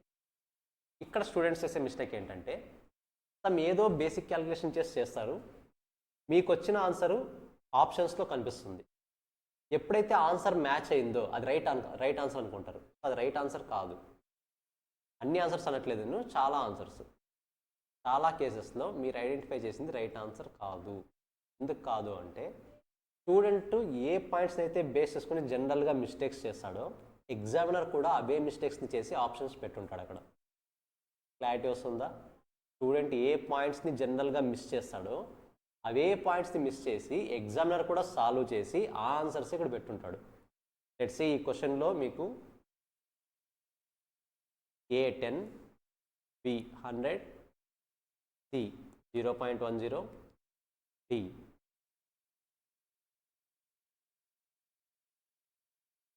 1000 అనుకుందాం జస్ట్, ఓకేనా? నార్మల్గా ఆప్షన్ ఏ రైట్ అనుకుందాం, ఓకేనా? నార్మల్గా ఆప్షన్ ఏ రైట్. కానీ మీరు ఫార్ములాలో ఇంటూ 100 చేయడం మర్చిపోయారు. ఇంటూ 100 చేస్తే ఆన్సర్ ఏం రావాలి? మీకు ఆన్సర్ 10 వచ్చింది, మీరు సాల్వ్ చేసిన తర్వాత ఆన్సర్ 10 వచ్చింది. బట్ అకార్డింగ్ టు ఫార్ములా మీరు ఇంటూ 100 చేయడం మర్చిపోయారు. ఆన్సర్ ఎంత రావాలి? 1000 is the right answer. But into 100 చేయడం మర్చిపోయారు కాబట్టి ఆన్సర్ ఎంత వస్తుంది? 10. మీరు ఏం పిక్ చేస్తారు? ఇదే రైట్ ఆన్సర్ అనుకుంటారు. ఎందుకు? మీరు చేసిన ఆన్సరు ఆప్షన్స్లో ఉన్న MCQsలో ఉన్న ఆప్షన్ రెండు సేమ్ ఉన్నాయి. కాబట్టి మన మైండ్ ఏం చెప్తుంది? కరెక్ట్ ఆన్సర్ పెట్టే ఉంటుంది. బట్ కరెక్ట్ అది? This is the right answer. ఇది మీనింగ్ ఏంటి? కాన్సెప్ట్ ఫాలో అయితే వచ్చే ఆన్సర్ పర్ఫెక్ట్ ఆన్సర్, అంతేగాని నీకు ఈక్వల్ మ్యాచ్ అయ్యే ఆన్సర్ వస్తే కరెక్ట్ ఆన్సర్ అయితే కాదు. అది ప్రతిసారి ఈక్వల్ టు మ్యాచ్ అవుతుందంటే డెఫినెట్గా సంథింగ్ ఏదో మిస్ చేస్తున్నావు నువ్వు. సో ఆ అజంప్షన్ పోవాలి. ఈక్వల్ ఆన్సర్, సేమ్ ఆన్సర్ వచ్చింది, మ్యాచింగ్ ఆన్సర్ వచ్చింది అంటే కరెక్ట్ ఆన్సర్ కాదు. కరెక్ట్ ఆన్సర్ అంటే ఏది? పర్ఫెక్ట్ కాన్సెప్ట్, పర్ఫెక్ట్ ఫార్ములాని అప్లై చేసిన తర్వాత వచ్చే కాన్సెప్ట్. Is it clear? ఇప్పుడు డిమాండ్ సప్లై తెలుసు కాబట్టి దాన్ని బేస్ చేసుకుని ఒక ఎగ్జాంపుల్ ఫ్రేమ్ చేస్తాను. A direct relation, B inverse relation, C no relation, D none of the above. ఓకేనా? Direct relation, inverse relation, no relation, none of the above. ఇప్పుడు ఒక క్వశ్చన్ అడుగుతారు, దానికి ఆన్సర్ చేయండి. ఓకేనా? ప్రైస్కి డిమాండ్కి ఏ రిలేషన్షిప్ ఉంటుంది? ఇన్వర్స్, ఆప్షన్ బి కరెక్టా? కానీ కొన్నిసార్లు కన్ఫ్యూజన్లో డైరెక్ట్ రిలేషన్ అని వెళ్తాం. మన పాయింట్ ఆఫ్ వ్యూలో డైరెక్ట్ రిలేషన్ మన మైండ్ మనకు క్లియర్గా చెప్తోంది. ఇక్కడ కూడా డైరెక్ట్ రిలేషన్ ఉంది, రెండు మ్యాచ్ అవుతున్నాయి కదా. ఆప్షన్ మ్యాచ్ అవుతుంది, నా మైండ్లో ఉన్న ఆన్సర్ మ్యాచ్ అవుతుంది. మరి ఇది రైట్ ఆన్సర్ అనొచ్చా ఇప్పుడు? కరెక్ట్ కాదు, బికాస్ మీకు మైండ్ చెప్పిన ఆన్సర్తో మ్యాచ్ అవుతుంది కరెక్టే, కానీ మీ మైండ్ చెప్పిన కాన్సెప్ట్ రాంగ్. అలాంటప్పుడు ఆన్సర్ ఏమవుతుంది? ఏ పెడతారు, ఆన్సర్ రాంగ్ అవుతుంది. బట్ కరెక్ట్ ఆన్సర్ ఏంటి? Inverse relationship. కరెక్టా? ఇన్కమ్కి సప్లైకి ఏ రిలేషన్షిప్ ఉంటుంది? ఇన్కమ్కి సప్లైకి, ఇన్కమ్ సప్లై, నో రిలేషన్. అసలు ఎక్కడ చెప్పుకోలేదు కూడా కాన్సెప్ట్ ఉన్నది. నో రిలేషన్, రిలేషనే లేదు. ఐడెంటిఫై చేయగలగాలి. మరి మీరు గెస్ట్ చేయకూడదు సార్ ఇన్కమ్ పెరిగితే సప్లై పెరుగుతుంది, ఇన్కమ్ తగ్గితే సప్లై తగ్గుతుంది. ఎలాంటి కాన్సెప్ట్ ప్రూవ్ లేదు, ఎక్కడ అది ప్రూవ్ అవ్వలేదు. అవ్వకుండా మనం డైరెక్ట్ రిలేషన్షిప్ ఇన్వర్స్ రిలేషన్షిప్ ఎలా చెప్తాం? అసలు దాని మధ్య రిలేషనే లేదు. ఇన్కమ్కి డిమాండ్కి రిలేషన్షిప్ ఉంది కానీ ఇన్కమ్కి సప్లైకి లేదు అకార్డింగ్ టు అవర్ కాన్సెప్ట్. ఓకేనా? మన సిలబస్ ప్రకారం ఇన్కమ్కి సప్లైకి రిలేషన్షిప్ లేదు. అలాంటప్పుడు మీరు ఏం పిక్ చేయాలి? రిలేషన్షిప్ లేదనే పిక్ చేయాలి, ఉందని పిక్ చేయకూడదు. క్లారిటీ వస్తుందా? ఇలాంటి ఎంసీక్యూస్ మనం చేసే చిన్న చిన్న మిస్టేక్స్ ఇంకా చాలా నేర్చుకుంటాం. ఆల్మోస్ట్ మనం ఫౌండేషన్లో అరౌండ్ 500 to 600 ఎంసీక్యూస్ ప్రాక్టీస్ చేస్తాం. ఓకేనా? సో ఖచ్చితంగా మీరు చేసే మిస్టేక్స్ అన్నీ కూడా ఈజీగా రిలీజ్ అవుతారు. అలా ప్రాక్టీస్ చేస్తే మాత్రమే ఫైనల్ ఎగ్జామ్స్లో ఆ మిస్టేక్ రిపీట్ కాకుండా హ్యాండిల్ చేయగలరు. Otherwise it is not possible. ఓకేనా? సరే, క్లియర్గా స్టార్ట్ చేద్దామా? డౌట్స్ అడుగుతారు డెఫినెట్గా, డౌటే లేదు. Importance of elasticity of demand. అసలు ఇంతవరకు ఈ elasticity greater than 1, less than 1, equal to 1, 0 అవన్నీ నేర్చుకున్నాం కదా. దాని ఇంపార్టెన్స్ ఏంటి అసలు? First one, to make business decision. మన బిజినెస్లో మనకు కావాల్సిన డిసిషన్స్ని మనం తీసుకోవచ్చు. ఒకసారి చూడండి. If the product has more elastic demand then the business man fixes less price. If the goods has less elastic demand then he will fix the price more or more price. దీని meaning ఏంటి guys? Product ఏ demand అంటున్నాడు? ఎలాస్టికా ఇన్ ఎలాస్టికా? Example చెప్తున్నాడు. Elastic. ఒకసారి చూడండి. ఎలాస్టిక్ అంటే ఏది? రిలేటివ్లీ ఎలాస్టికా, పర్ఫెక్ట్లీ ఎలాస్టికా? Relatively elastic. మరి రిలేటివ్లీ ఎలాస్టిక్ అంటే ఈపీ ఈక్వల్ టు ఏమవుతుంది? గ్రేటర్ దాన్ ఈక్వల్ టు కాదు, గ్రేటర్ దాన్ 1. గ్రేటర్ దాన్ 1 అంటే ఫార్ములా ఏంటి? నార్మల్గా percentage change in demand divide by percentage change in price. Greater than 1 వచ్చిందంటే దేంట్లో ఎక్కువ చేంజ్ వస్తుంది? డిమాండ్లో ఎక్కువ చేంజ్ వస్తుంది, ప్రైస్లో తక్కువ చేంజ్ వస్తుంది. కరెక్టా? ప్రైస్ కొద్దిగా ఇంక్రీజ్ అయితే డిమాండ్ ఏమవుతుంది? చాలా డిక్రీజ్ అవుతుంది. ఈ కాన్సెప్ట్ ఇప్పుడు ఐడియా ఉంది కదా. ఇప్పుడు ఒకసారి చదవండి ఇది. If the price of the product is more elastic then the demand then the business man fixes less price. Business man fixes less price. ఎందుకు లెస్ ప్రైస్ ఫిక్స్ చేస్తాడు? నెక్స్ట్ ఒకసారి చూడండి. లెట్స్ సే డిమాండ్ 100 ఉంది అనుకుందాం, price 10 rupees ఉంది. Price ఒకవేళ 15 రూపీస్కి increase చేశాను అనుకోండి, డిమాండ్ జస్ట్ 95 డిక్రీజ్ అవుతుందా, ఇంకా ఎక్కువ డిక్రీజ్ అవుతుందా? ప్రైస్ అనేది 5 రూపీస్ ఇంక్రీజ్ చేశాను. ఓకేనా? ప్రైస్ అనేది 5 రూపీస్ ఇంక్రీజ్ చేశాను. డిమాండ్ 5 రూపీసే తగ్గుతుందా? ఇప్పుడు 5 యూనిట్సే తగ్గుతుందా, ఇంకా ఎక్కువ తగ్గుతుందా? ఇప్పుడు చూడండి, ప్రైస్ కొద్దిగా ఇంక్రీజ్ అయితే డిమాండ్ ఏమవుతుంది? ఎక్కువ పడిపోతుంది. అంటే నువ్వు ఎప్పుడైతే ప్రైస్ రిలేటివ్లీ ఎలాస్టిక్ నేచర్లో ఉంటావో అప్పుడు ప్రైస్ని కొంచెం ఇంక్రీజ్ చేసినా సరే డిమాండ్ ఏమైపోతుంది? చాలా పడిపోతుంది. అంటే రెవెన్యూ ఏమైపోతుంది? టోటల్గా డిక్రీజ్ అయిపోతుంది. అంటే నువ్వు ఎప్పుడైతే ప్రైస్ ఎలాస్టిక్ నేచర్లో ఉంటావో, అంటే రిలేటివ్లీ ఎలాస్టిక్ నేచర్లో ఉంటావో, ప్రైస్ కొద్దిగా ఇంక్రీజ్ చేసినా డిమాండ్ టోటల్గా పడిపోతుంది. టోటల్ మీన్స్ ఎక్కువ పడిపోతుంది. ప్రైస్ కొద్దిగా డిక్రీజ్ చేసినా సరే డిమాండ్ ఏమవుతుంది? ఎక్కువ ఇంక్రీజ్ అవుతుంది. సమ్అప్ చేయాలంటే నువ్వు ప్రైస్ ఎలాస్టిక్ నేచర్లో, రిలేటివ్లీ ఎలాస్టిక్ నేచర్లో ఉన్నావు అంటే రెవెన్యూ ఇంక్రీజ్ చేయాలంటే ఏం చేయాలి? ప్రైస్ని డిక్రీజ్ చేయాలి. లేదు రెవెన్యూ డిక్రీజ్ చేయాలనుకుంటే ఏం చేయాలి? ప్రైస్ని ఇంక్రీజ్ చేయాలి. క్లారిటీ వస్తుందా? సో ప్రైస్కి డిమాండ్కి ఉన్న రిలేషన్ మీకు తెలియాలి. ప్రైస్ ఇంక్రీజ్ అయితే డిమాండ్ డిక్రీజ్ అవుతుంది, ఓకే. బట్ ఎలాస్టిక్ నేచర్ ఉన్నప్పుడు ప్రైస్లో కొద్దిగా చేంజ్ వచ్చినా సరే డిమాండ్లో ఎక్కువ చేంజ్ వస్తుంది. ప్రైస్ కొద్దిగా ఇంక్రీజ్ అయినా డిమాండ్ ఎక్కువ డిక్రీజ్ అవుతుంది. ప్రైస్ కొద్దిగా డిక్రీజ్ అయినా డిమాండ్ ఎక్కువ ఇంక్రీజ్ అవుతుంది. సో ఇప్పుడు నేను అడుగుతున్నా, డైరెక్ట్గా చెప్పండి. ఈపీ ఈజ్ గ్రేటర్ దాన్ 1 ఉన్నప్పుడు యాజ్ ఏ బిజినెస్ మ్యాన్గా మీరు రెవెన్యూని ఇంక్రీజ్ చేయాలంటే ఏం చేయాలి? మీ రెవెన్యూని ఇంక్రీజ్ చేద్దాం అనుకుంటున్నారు. You know that price decrease చేయాలి. అంటే ప్రైస్ కొద్దిగా డిక్రీజ్ చేసినా సరే డిమాండ్ ఏమవుతుంది? ఎక్కువ ఇంక్రీజ్ అవుతుంది. కాబట్టి రెవెన్యూ ఏమవుతుంది? ఇంక్రీజ్ అవుతుంది. ఒకవేళ మీరు పొరపాటున ఈ స్టేట్ ఆఫ్ నేచర్లో ఉన్నప్పుడు ప్రైస్ కాస్త ఇంక్రీజ్ చేశారనుకోండి, డిమాండ్ ఏమైపోతుంది? ఎక్కువ డిక్రీజ్ అయిపోతుంది. సో ఆటోమేటిక్గా మీ రెవెన్యూ పడిపోయే ఛాన్స్ ఉంటుంది. ఇప్పుడు ఈ కాన్సెప్ట్ అర్థమైందా? జస్ట్ ఒకసారి ఇప్పుడు చదవండి ఇది. If the product has more elastic demand the business man fixes less price. ఎందుకు? ప్రైస్ లెస్ చేస్తే డిమాండ్ ఇంక్రీజ్ అవుతుంది, రెవెన్యూ ఇంక్రీజ్ అవుతుంది. కరెక్టా? If the good has less elastic demand he will fix the more price. ఇప్పుడు less elastic అంటున్నాడు, nothing but less than 1. Less than 1 ఉంటే ఏమవుతుందో చూద్దామా. If EP is less than 1 అంటే దాని మీనింగ్ ఏంటి? డిమాండ్లో ఎక్కువ చేంజ్ రావాలా, ప్రైస్లో ఎక్కువ చేంజ్ రావాలా? Percentage change in demand divide by percentage change in price. Less than 1 రావాలంటే ప్రైస్లో ఎక్కువ చేంజ్ వచ్చినా సరే డిమాండ్లో ఏమవుతుంది? తక్కువ చేంజ్ వస్తుంది. నువ్వు ప్రైస్ ఎక్కువ ఇంక్రీజ్ చేసినా సరే డిమాండ్ కొద్దిగా పడిపోతుంది. ఇలాంటి సినారియోస్లో ఏమవుతుంది? నువ్వు రెవెన్యూని ఇంక్రీజ్ చేసుకోవాలంటే ఏం చేయాలి?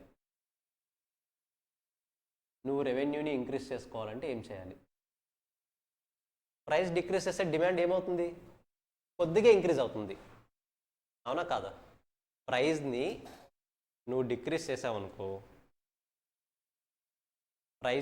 చేసావనుకో, డిమాండ్ ఎంత ఇంక్రీజ్ అవుతుంది? ఎక్కువ ఇంక్రీజ్ అవుతుందా, తక్కువ ఇంక్రీజ్ అవుతుందా? లెట్స్ సే 100 రూపీస్ ఉన్నదాన్ని 50 రూపీస్ చేసావు. ప్రైస్లో ఇంత చేంజ్ వచ్చింది, డిమాండ్లో ఇంత చేంజ్ వస్తుందా, తక్కువే వస్తుందా? తక్కువే వస్తుంది. అంటే నువ్వు ప్రైస్ డిక్రీజ్ చేయడం వల్ల ఏమైనా యూజ్ ఉందా? నువ్వు ప్రైస్ డిక్రీజ్ చేయడం వల్ల డిమాండ్ ఏమైనా ఇంక్రీజ్ అవుతుందా? అనేది ఎంత ఇంక్రీజ్ అవుతుంది? కొద్దిగా ఇంక్రీజ్ అవుతుంది. దీనివల్ల నీకు రెవెన్యూ వస్తుందా? రాదు. నువ్వు డిక్రీజ్ చేసిన ప్రైస్ అంతా డిమాండ్లో వచ్చేస్తుంది కదా, అది రెవెన్యూ ఏమైనా ఇంక్రీజ్ అవుతుందా? Simple concept. EP is less than 1 అవ్వాలి అంటే దేంట్లో ఎక్కువ చేంజ్ రావాలి? ప్రైస్లో ఎక్కువ చేంజ్ వస్తుంది. నువ్వు ప్రైస్లో ఎంత చేంజ్ తీసుకొచ్చినా సరే డిమాండ్లో చేంజ్ వస్తుంది, ఎక్కువగా రాదు, కొద్దిగా చేంజ్ వస్తుంది. ఇప్పుడు కాన్సెప్ట్ ఏంటంటే ఇక్కడ ఇలాంటి సినారియోస్లో మనం యాజ్ ఎ బిజినెస్ మ్యాన్గా రెవెన్యూ ఇంక్రీజ్ చేయాలంటే ఏం చేయాలి? ప్రైస్ని ఇంక్రీజ్ చేస్తే డిమాండ్ కొంచెం పడిపోతుంది, కానీ ప్రైస్ ఎక్కువ ఇంక్రీజ్ అవ్వడం వల్ల మనకు బెనిఫిట్ వస్తుంది కదా, సో రెవెన్యూ ఇంక్రీజ్ అవుతుంది. అలా కాకుండా నువ్వు ప్రైస్ని డిక్రీజ్ చేసావా, డిమాండ్ కొద్దిగా ఇంక్రీజ్ అవుతుంది, ఏమైనా యూజ్ ఉంటుందా? మీరు బాగా గుర్తుపెట్టుకోండి, డిమాండ్ అయితే ఇంక్రీజ్ అయ్యేలా ఉంటే యాక్సెప్ట్ చేయండి. అది కూడా ఎలా ఇంక్రీజ్ అవ్వాలి? ఎక్కువ ఇంక్రీజ్ అవ్వాలి. ఆర్ ప్రైస్ని కొద్దిగా డిక్రీజ్ చేసినా సరే డిమాండ్ ఇంక్రీజ్ అవుతుందంటే యాక్సెప్ట్ చేయొచ్చు. అంతేగాని నేను ప్రైస్ 100 రూపీస్ తగ్గిస్తాను కానీ దానివల్ల డిమాండ్ కొద్దిగా చేంజ్ అవుతుందంటే దానివల్ల యూజ్ ఉండదు మనకి. సో సమ్అప్ చేస్తున్నా, ఈపీ ఈజ్ గ్రేటర్ దాన్ 1 ఉన్నప్పుడు రెవెన్యూ ఇంక్రీజ్ అవ్వాలంటే ప్రైస్ని కొద్దిగా డిక్రీజ్ చేసినా చాలు. ఎందుకు? డిమాండ్ ఎక్కువ చేంజ్ అవుతుంది కాబట్టి. కానీ ఈపీ ఈజ్ లెస్ దాన్ 1 వచ్చినప్పుడు నేను ఏం చేయాలి? డిమాండ్ ఎలాగో కొద్దిగా చేంజ్ అవుతుంది కాబట్టి రెవెన్యూ అంతా దేని నుంచి రావాలని చూస్తాను? ప్రైస్ నుంచి రావాలని చూస్తాను. క్లారిటీ వస్తుందా? ఈ సినారియోలో ఏం చేస్తాను? డిమాండ్ ఎలాగో చాలా చేంజ్ అవుతుంది కాబట్టి రెవెన్యూ మొత్తం ఎక్కడి నుంచి రావాలని చూస్తాను? డిమాండ్ నుంచి రావాలని చూస్తాను. డిమాండ్ ఇంక్రీజ్ అవ్వాలంటే ప్రైస్ ఏం చేయాలి? డిక్రీజ్ చేయాలి. బట్ ఈ సినారియోలో డిమాండ్ చేంజ్ అవుతుందా? ఎక్కువగా చేంజ్ అవ్వదు. బట్ ఏది చేంజ్ చేయొచ్చు?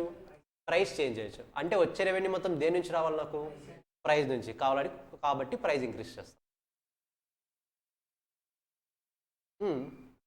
నెసరీ గుడ్స్ ప్రైస్ ఇంక్రీజ్ చేసినా కొంటారు కదా నెసరీ గుడ్స్. ఇప్పుడు ఇది చదవండి. If the goods has less elastic demand, he will fix more price. ఎందుకు ప్రైస్ ఎక్కువ ఫిక్స్ చేస్తున్నాడు? లెస్ ఎలాస్టిక్ ఉన్నప్పుడు నాకు రెవెన్యూ అంతా దేని నుంచి వస్తుంది? ప్రైస్ నుంచి వస్తుంది, కాబట్టి ప్రైస్ ఇంక్రీజ్ చేస్తున్నా. అదే మోర్ ఎలాస్టిక్ ఉన్నప్పుడు రెవెన్యూ అంతా దేని నుంచి వస్తుంది? డిమాండ్ నుంచి వస్తుంది. మనం డిమాండ్ని చేంజ్ చేయగలమా? చేంజ్ చేయలేము. కానీ ప్రైస్ని తగ్గిస్తే డిమాండ్ ఆటోమేటిక్గా చేంజ్ అవుతుంది. గైస్ ఒకే పాయింట్ 2 కాన్సెప్ట్స్ ఉన్నాయి. ఒకసారి రివైజ్ చేయండి, నేను ఇంకోసారి ఎక్స్ప్లెయిన్ చేస్తాను.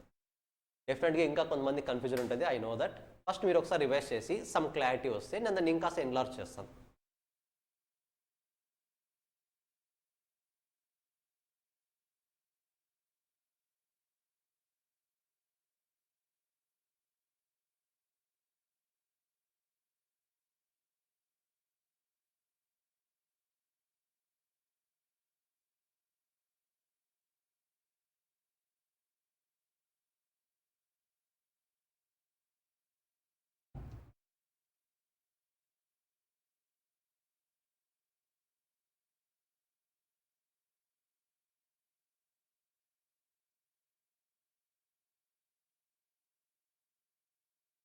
రివైజ్ చేస్తున్నారా ఏ రోజు సిలబస్ ఆ రోజు? నేను చెప్తున్నాను కదా, ఎకనామిక్స్ పాయింట్ ఆఫ్ వ్యూ తీసుకుంటే ఎంత డిస్కషన్ సరే 1.5 or 2 అవర్స్లో మనకు వచ్చేది హార్డ్లీ 4-5 పాయింట్స్. ఆ 4-5 పాయింట్స్ని మీరు రివైజ్ చేయడానికి మీకు పట్టే టైం హార్డ్లీ 5 minutes. ఆ రోజే రివైజ్ చేస్తే ఒక 1 week బదిలీ రివైజ్ చేస్తే ఏం చేయాలి? మరి క్లాస్ మొత్తం వినాలి. అది బెటరా? ఆ రోజే 5 minutes రివైజ్ చేయడం బెటరా? అంతే, జస్ట్ 5 minutes కూర్చోంటే అయిపోతుంది. మీకు ఇంకా మేబీ మ్యాథ్స్ స్టాట్స్ కాస్త ఎక్కువ టైం పట్టొచ్చేమో. ఎకనామిక్స్ నాకు తెలిసి అంతే టైం ఏం పట్టదు. చిన్న పాయింట్స్ హార్డ్లీ నా పోర్షన్లో 1.5 hour క్లాస్లో 1 hour క్లాస్ అయినా సరే హార్డ్లీ 3-4 పాయింట్స్ వస్తాయి, కొత్త పాయింట్స్. ఆ 3-4 పాయింట్స్ గుర్తుపెట్టుకుంటే చాలు. ఓకేనా? సరే ఒకసారి చెప్పండి. ఇప్పుడు ఈపీ ఈజ్ గ్రేటర్ దెన్ 1 ఉంటే ఫస్ట్ ఏమంటాం? ఆ నేమ్ ఏమంటాం? Relatively elastic demand. కరెక్టా? Relatively elastic demand greater than 1 వచ్చింది అంటే ఎక్కువ చేంజ్ దేంట్లో వచ్చినట్టు? డిమాండ్లోనా, ప్రైస్లోనా? డిమాండ్లో ఎక్కువ చేంజ్ వస్తుంది. కాబట్టి నా రెవెన్యూ అంతా దేని నుంచి రికవర్ చేయాలని చూస్తాను? డిమాండ్ నుంచి రికవర్ చేయాలని చూస్తాను. బట్ డిమాండ్ నేను టచ్ చేయగలనా? లేదు. కానీ దేని ద్వారా టచ్ చేయొచ్చు? ప్రైస్ ద్వారా టచ్ చేయొచ్చు. మరి డిమాండ్ ఎక్కువ ఇంక్రీజ్ అవ్వాలంటే ప్రైస్ని ఏం చేయాలి? డిక్రీజ్ చేయాలి. కాబట్టి ఎలాస్టిక్లో ప్రైస్ని డిక్రీజ్ చేస్తాం. ఇదే ఫ్లో ఫాలో అవ్వాలి మీరు. సేమ్ పాయింట్ మరి రిపీట్ చేస్తున్నాను, మీరే ఆన్సర్ చేయండి.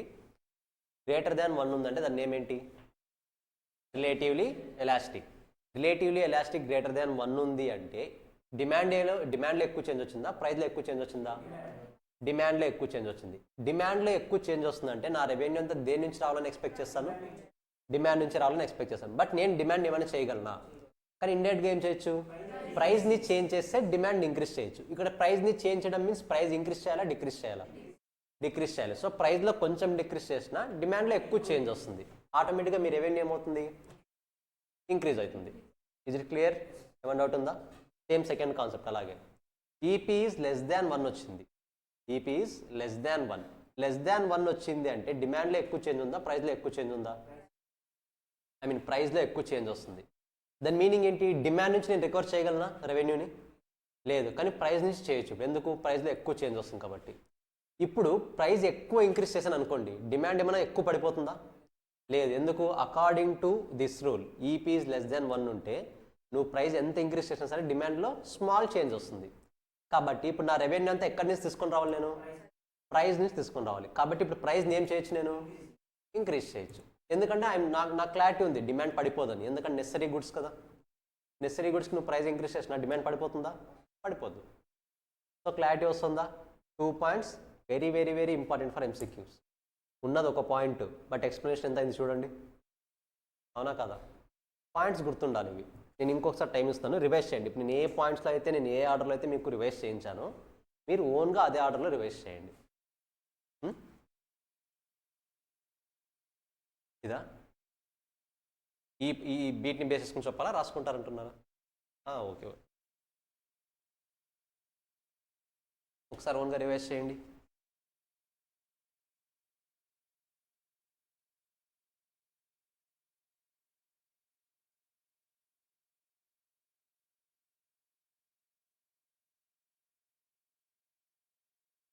చాలామంది రివైజ్ చేయమంటే ఈ పాయింట్స్ని 2-3 times చదువుతారు. అది రివిజన్ కాదు. రివైజ్ చేయమంటే ఈ పాయింట్ని 2-3 times చదువుతారు. అది రివిజన్ కాదు. మనం 2 times చేశాం కదా, అది రివిజన్. అసలు ఏమవుతుంది? నేను ఎందుకు ఇంక్రీజ్ చేయాలా ప్రైస్ని, ఎందుకు డిక్రీజ్ చేయాలా? నేను అడిగిన క్వశ్చన్స్ని మీరు అలాగే క్వశ్చన్ చేసుకుంటే, మిమ్మల్ని మీరు సెల్ఫ్ క్వశ్చనింగ్ చేసుకుంటే ఆటోమేటిక్గా రివిజన్ ఈజీగా కంప్లీట్ అవుతుంది. ఎంసీక్యూస్లో మీరు చేసేది కూడా అదే.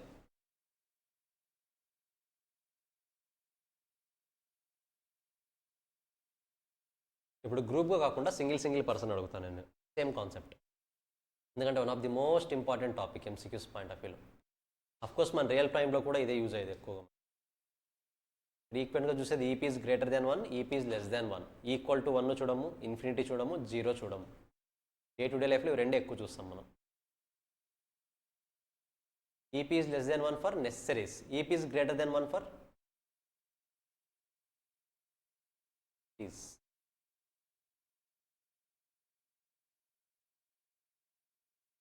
Yes. Which one?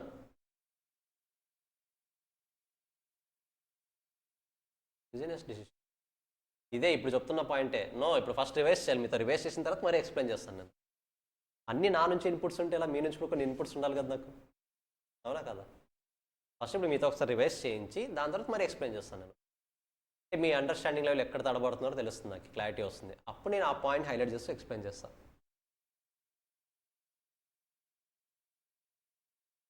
First revise చేస్తే మీరు ఓన్గా, నేను డిస్కస్ చేస్తాను.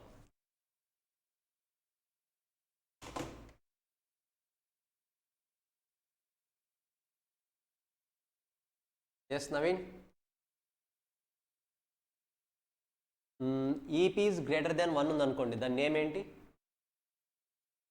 Relatively elastic. రిలేటివ్లీ ఎలాస్టిక్లో డిమాండ్ ఎక్కువ చేంజ్ అవుతుందా, ప్రైస్ ఎక్కువ చేంజ్ అవుతుందా? డిమాండ్ ఎక్కువ చేంజ్ అవుతుంది. కాబట్టి నాకు వచ్చే రెవెన్యూ అంతా డిమాండ్ నుంచి రికవర్ చేయాలని చూస్తానా, ప్రైస్ నుంచి రికవర్ చేయాలని చూస్తానా? డిమాండ్ నుంచి రికవర్ చేయాలి. డిమాండ్ ఎక్కువ ఉంది కాబట్టి ఆటోమేటిక్గా డిమాండ్ ఇంక్రీజ్ చేయాలంటే ప్రైస్ ఏం చేయాలి నేను? ప్రైస్ డిక్రీజ్ చేయాలి. అంటే ప్రైస్ కొంచెం డిక్రీజ్ చేసినా సరే డిమాండ్ ఏమవుతుంది? ఎక్కువ ఇంక్రీజ్ అవుతుంది. నాకు డిమాండ్ ఎక్కువ ఇంక్రీజ్ అయిందంటే ఆటోమేటిక్గా రెవెన్యూ ఎలా వస్తున్నట్టు? ఎక్కువ వస్తున్నట్టు. క్లియర్? పర్ఫెక్ట్. Yes perfect. ఇక్కడ చూద్దాం. Lakshman, EP is less than 1, దాని నేమ్ ఏంటి? రిలేటివ్లీ గైస్, నాకు వేరే వాళ్ళు చెప్పకూడదు, జస్ట్ రెస్పాండ్ అవ్వద్దండి. నథింగ్ బట్ నేర్చుకుందాం అంతే, నథింగ్ రాంగ్ అంతే. తెలియదు తెలుసు అనే కాన్సెప్ట్స్ లేవు ఇక్కడ. తెలియంది నేర్చుకుంటాం, తెలిసింది ఇంకా బెటర్ వేలో ఎక్స్ప్లెయిన్ చేద్దాం అంతే. Yes, EP is less than 1, relatively unitary. Madhav, relatively inelastic. Nothing but change దేంట్లో ఎక్కువ వస్తుంది? ప్రైస్లో ఎక్కువ చేంజ్ వస్తుంది. ప్రైస్లో ఎక్కువ చేంజ్ వస్తుంది కాబట్టి నా రెవెన్యూ అంతా దేని నుంచి రికవర్ చేయాలి నేను? ప్రైస్ నుంచే రికవర్ చేయాలి. డిమాండ్ నుంచి రికవర్ చేసే స్కోప్ ఉందా? లేదు. ఎందుకు? తక్కువ చేంజ్ అవుతుంది కాబట్టి ఎక్కువ చేంజ్ దేంట్లో వస్తుందో దాని నుంచే రికవర్ చేయాలి నేను. ఇంతకుముందు కేసులో డిమాండ్లో ఎక్కువ చేంజ్ వస్తుంది కాబట్టి డిమాండ్ నుంచే రికవర్ చేస్తాను. ఇప్పుడు ఏ దాంట్లో ఎక్కువ చేంజ్ వస్తుంది? ప్రైస్లో ఎక్కువ చేంజ్ వస్తుంది కాబట్టి ప్రతిదీ కూడా ప్రైస్ నుంచే రికవర్ చేయాలని చూస్తాను. సో కాబట్టి ప్రైస్ ఇంక్రీజ్ చేస్తే డిమాండ్ ఏమైనా అవుతుందా? కొంచెం డిక్రీజ్ అవుతుంది. కొంచెం డిక్రీజ్ అవ్వడం వల్ల నాకు ఏం లాస్ లేదు, కానీ ప్రైస్ ఇంక్రీజ్ చేయడం వల్ల రెవెన్యూ ఎక్కువ వస్తుంది కదా నాకు. కాబట్టి ఈపీ ఈజ్ లెస్ దాన్ 1 ఉన్నప్పుడు ఎంత ప్రైస్ ఇంక్రీజ్ చేస్తే అంత బెటర్. డిమాండ్ తగ్గుతుంది, డౌట్ లేదు, కానీ నాకు వచ్చే బెనిఫిట్ ఎక్కువ అవుతుంది. దీనికి ఎగ్జాంపుల్ ఎలా ఉంటుందంటే, let's say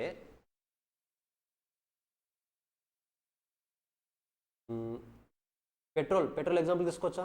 petrol necessity, right? నెసెసిటీనా? నెసెసిటీ, ఓకేనా? బట్ ఇప్పుడున్న జనరేషన్కి మేబీ నెసెసరీగా కూడా కన్సిడర్ చేయొచ్చు, అది లేకుండా వర్క్ అవుతుంది కాబట్టి. బట్ ఇన్ జనరల్గా అదేంటి? Necessity. Let's say 1 litre petrol 100 rupees అనుకుందాం. 100 రూపీస్ ఉన్నప్పుడు నేను 5 లీటర్స్ వేయిస్తాను, ఓకేనా? ఇప్పుడు ఇది 300 రూపీస్కి ఇంక్రీజ్ చేశాను. 300 రూపీస్కి ఇంక్రీజ్ చేశాను. ఇప్పుడు నేను ప్రైస్ ఎక్కువ ఇంక్రీజ్ చేశాను కాబట్టి డిమాండ్ ఏమవుతుంది? ఎక్కువ పడిపోతుందా, తక్కువ పడిపోతుందా? కొంచెమే పడిపోతుంది. మహా అంటే ఇంతకుముందు 5 లీటర్స్ కొట్టించావు, ఇప్పుడు ఏం కొట్టిస్తా? 3 లీటర్స్ కొట్టిస్తా. ఇక్కడ నార్మల్గా రెవెన్యూ ఎంత వచ్చింది నాకు? 500. ఇప్పుడు రెవెన్యూ ఎంత వచ్చింది చూసారా? ప్రైస్ ఇంక్రీజ్ అయింది, డిమాండ్ డిక్రీజ్ అయింది, కానీ రెవెన్యూ ఏమైంది? ఇంక్రీజ్ అయింది. This is the concept of less than 1. Clarity వస్తుందా? ఏవి కూడా మనకు సినిమాటిక్ రేంజ్లో ఉండవు, రియాలిటీసే మనకి కాన్సెప్ట్లో ఉంటాయి. రియాలిటీలో ఏం జరుగుతుందో అదే కాన్సెప్ట్లో ఉన్నాయి. ఇప్పుడు అంతే కదా, 100 రూపీస్ ఉన్నప్పుడు నేను 5 లీటర్స్ కొట్టించేవాడిని. ఇప్పుడు ప్రైస్ ఇంక్రీజ్ అయింది, 300 రూపీస్ అయింది. నేను ఆటోమేటిక్ కన్జంప్షన్ ఏం చేస్తాను? డిక్రీజ్ చేస్తాను. బట్ ఎంత? కొద్ది వరకే డిక్రీజ్ చేయగలను. లేదు సార్ నేను 1 లీటరే కొట్టిస్తాను అనుకోండి, 1 లీటర్ కొట్టిస్తే నీ వర్క్ ఆగిపోతుంది అక్కడ, అవునా కదా? మినిమం బేసిక్ రిక్వైర్మెంట్ ఒక 3 లీటర్స్ అనుకోండి, 3 లీటర్స్ కొట్టిస్తావు. బట్ రెవెన్యూ ఎంత వచ్చింది వాడికి? ఇంతకుముందు 500 వచ్చేది, ఇప్పుడు 900 వస్తుంది. కరెక్టా? ఇక్కడ చూడండి, మనం థింక్ చేసే పాయింట్స్ ఎలా ఉంటాయి చూడండి. కొంతమంది ఎలా థింక్ చేస్తారు? అరే వీడికి ఏమైనా తెలివి ఉందరా, 100 నుంచి 300 రూపీస్కి ఇంక్రీజ్ చేశాడు, ఇంకెవడు వెళ్తాడు వాళ్ళ దగ్గరికి అంటాడు. కానీ వీడే వెళ్ళి మరి 3 లీటర్స్ కొట్టించుకొస్తాడు. కరెక్టా? అనుకుంటాం వాడికే లాస్ రా, ఇంతకుముందు 5 లీటర్స్ కొట్టించావాడిని ఇప్పుడు 3 లీటర్స్ కొట్టిస్తాను అంటాడు. బట్ పెట్రోల్ బంక్ కూడా ఎలా థింక్ చేస్తాడు? ఇంతకుముందు వాడి నుంచి 500 రూపీస్ వచ్చేది, ఇప్పుడు ఎంత వస్తుంది? 900 రూపీస్ వస్తుంది. సేమ్ కాన్సెప్ట్ మన ఏపీలో లిక్కర్ కాన్సెప్ట్లో కూడా జరుగుతుంది. ఇది లిక్కర్, ఆల్కహాల్ ప్రైజెస్ ఇంక్రీజ్ చేస్తామంటున్నారు. ప్రైజెస్ ఇంక్రీజ్ చేయడం వల్ల కన్జంప్షన్ చేసే వాళ్ళు తగ్గిపోతారు అంటున్నారు. అది రియాలిటీలో తెలీదు పాసిబుల్ అవుతుందా లేదా అనేది. వాళ్ళ కాన్సెప్ట్ ఓకే, వాళ్ళ థియరీ కరెక్టే. కానీ ఇంతకుముందు ఒక పర్సను లెట్స్ సే 250 ml అనుకుందాం. 250 ml 300 రూపీస్ పెట్టి పర్చేస్ చేసేవాడు, ఓకేనా? ఇప్పుడు 600 అయింది అనుకుందాం. లెట్స్ సే ఎగ్జాంపుల్ 600 రూపీస్ అయింది. ఈ 250 చేసే పర్సన్ ఇప్పుడు ఏం చేస్తాడు? గట్టిగా మాట్లాడితే 200కి వస్తాడు. గట్టిగా మాట్లాడితే 200 తగ్గిస్తాడు, 50 తగ్గిస్తాడు. అంటే ఇంతకుముందు 250 ఉన్నప్పుడు ఎంత పే చేసేవాడు? ప్రైస్ ఇంక్రీజ్ చేశానా? అయినా సరే డిమాండ్ పడిపోయిందా లేదా? నాకు డిమాండ్ పడిపోయింది, బట్ రెవెన్యూ ఏమైంది? ఇంక్రీజ్ అయింది. లిక్కర్ షాప్లో జరిగేది కూడా ఇదే సేమ్ కాన్సెప్ట్. ప్రైస్ ఇంక్రీజ్ అయింది అంటే డిమాండ్ పడిపోతుంది అనేది కొద్ది వరకే కరెక్ట్. అన్ని కేసెస్లో కరెక్టా? కాదు. నెసెసిటీ గూడ్స్లో అస్సలు కాదు. నెసెసిటీ గూడ్స్లో మనకు అవసరాలు వస్తాయి కాబట్టి అది డెఫినెట్గా వేరే ఆప్షన్ లేదు. అదే నెసెసరీ గూడ్స్ అనుకోండి, ప్రైస్ ఎంత ఇంక్రీజ్ అయినా ఏం చేస్తాం మనము? డిమాండ్ అలాగే ఉంటుంది. కరెక్టా? చెప్పాలంటే అసలు 1% కూడా తగ్గదు. చెప్పనుకున్నాం కదా, food example, rice example, salt example. వాడు ప్రైజెస్ 100 రూపీస్ పెట్టిన ఏమవుతుంది? డిమాండ్ అలాగే ఉంటుంది. కరెక్టా? సో గైస్, ఇది first point, business decisions. Is it clear? First ఏమైనా డౌట్ ఉందా? ఏం డౌట్ లేదు కదా. Monopolist. The monopolist fixes the higher prices in one market in which elasticity of demand is less and lower the price in more elastic demand market for the same good. సింపుల్గా చెప్పాలి అంటే monopolist. Idea ఉందా monopolist అంటే? అస్సలు తెలీదా? Monopoly తెలుసా? Monopoly is different from monopolist. Monopolistic వేరు, monopoly వేరు. మీకు మామూలుగా మార్కెట్ అనే కాన్సెప్ట్ ఉంది, ఓకేనా? ఎకనామిక్స్తోనే మార్కెట్ అనే చాప్టర్ ఉంది. మార్కెట్ అనే చాప్టర్లో ఈ డిఫరెంట్ మార్కెట్స్ అన్ని నేర్చుకుంటారు.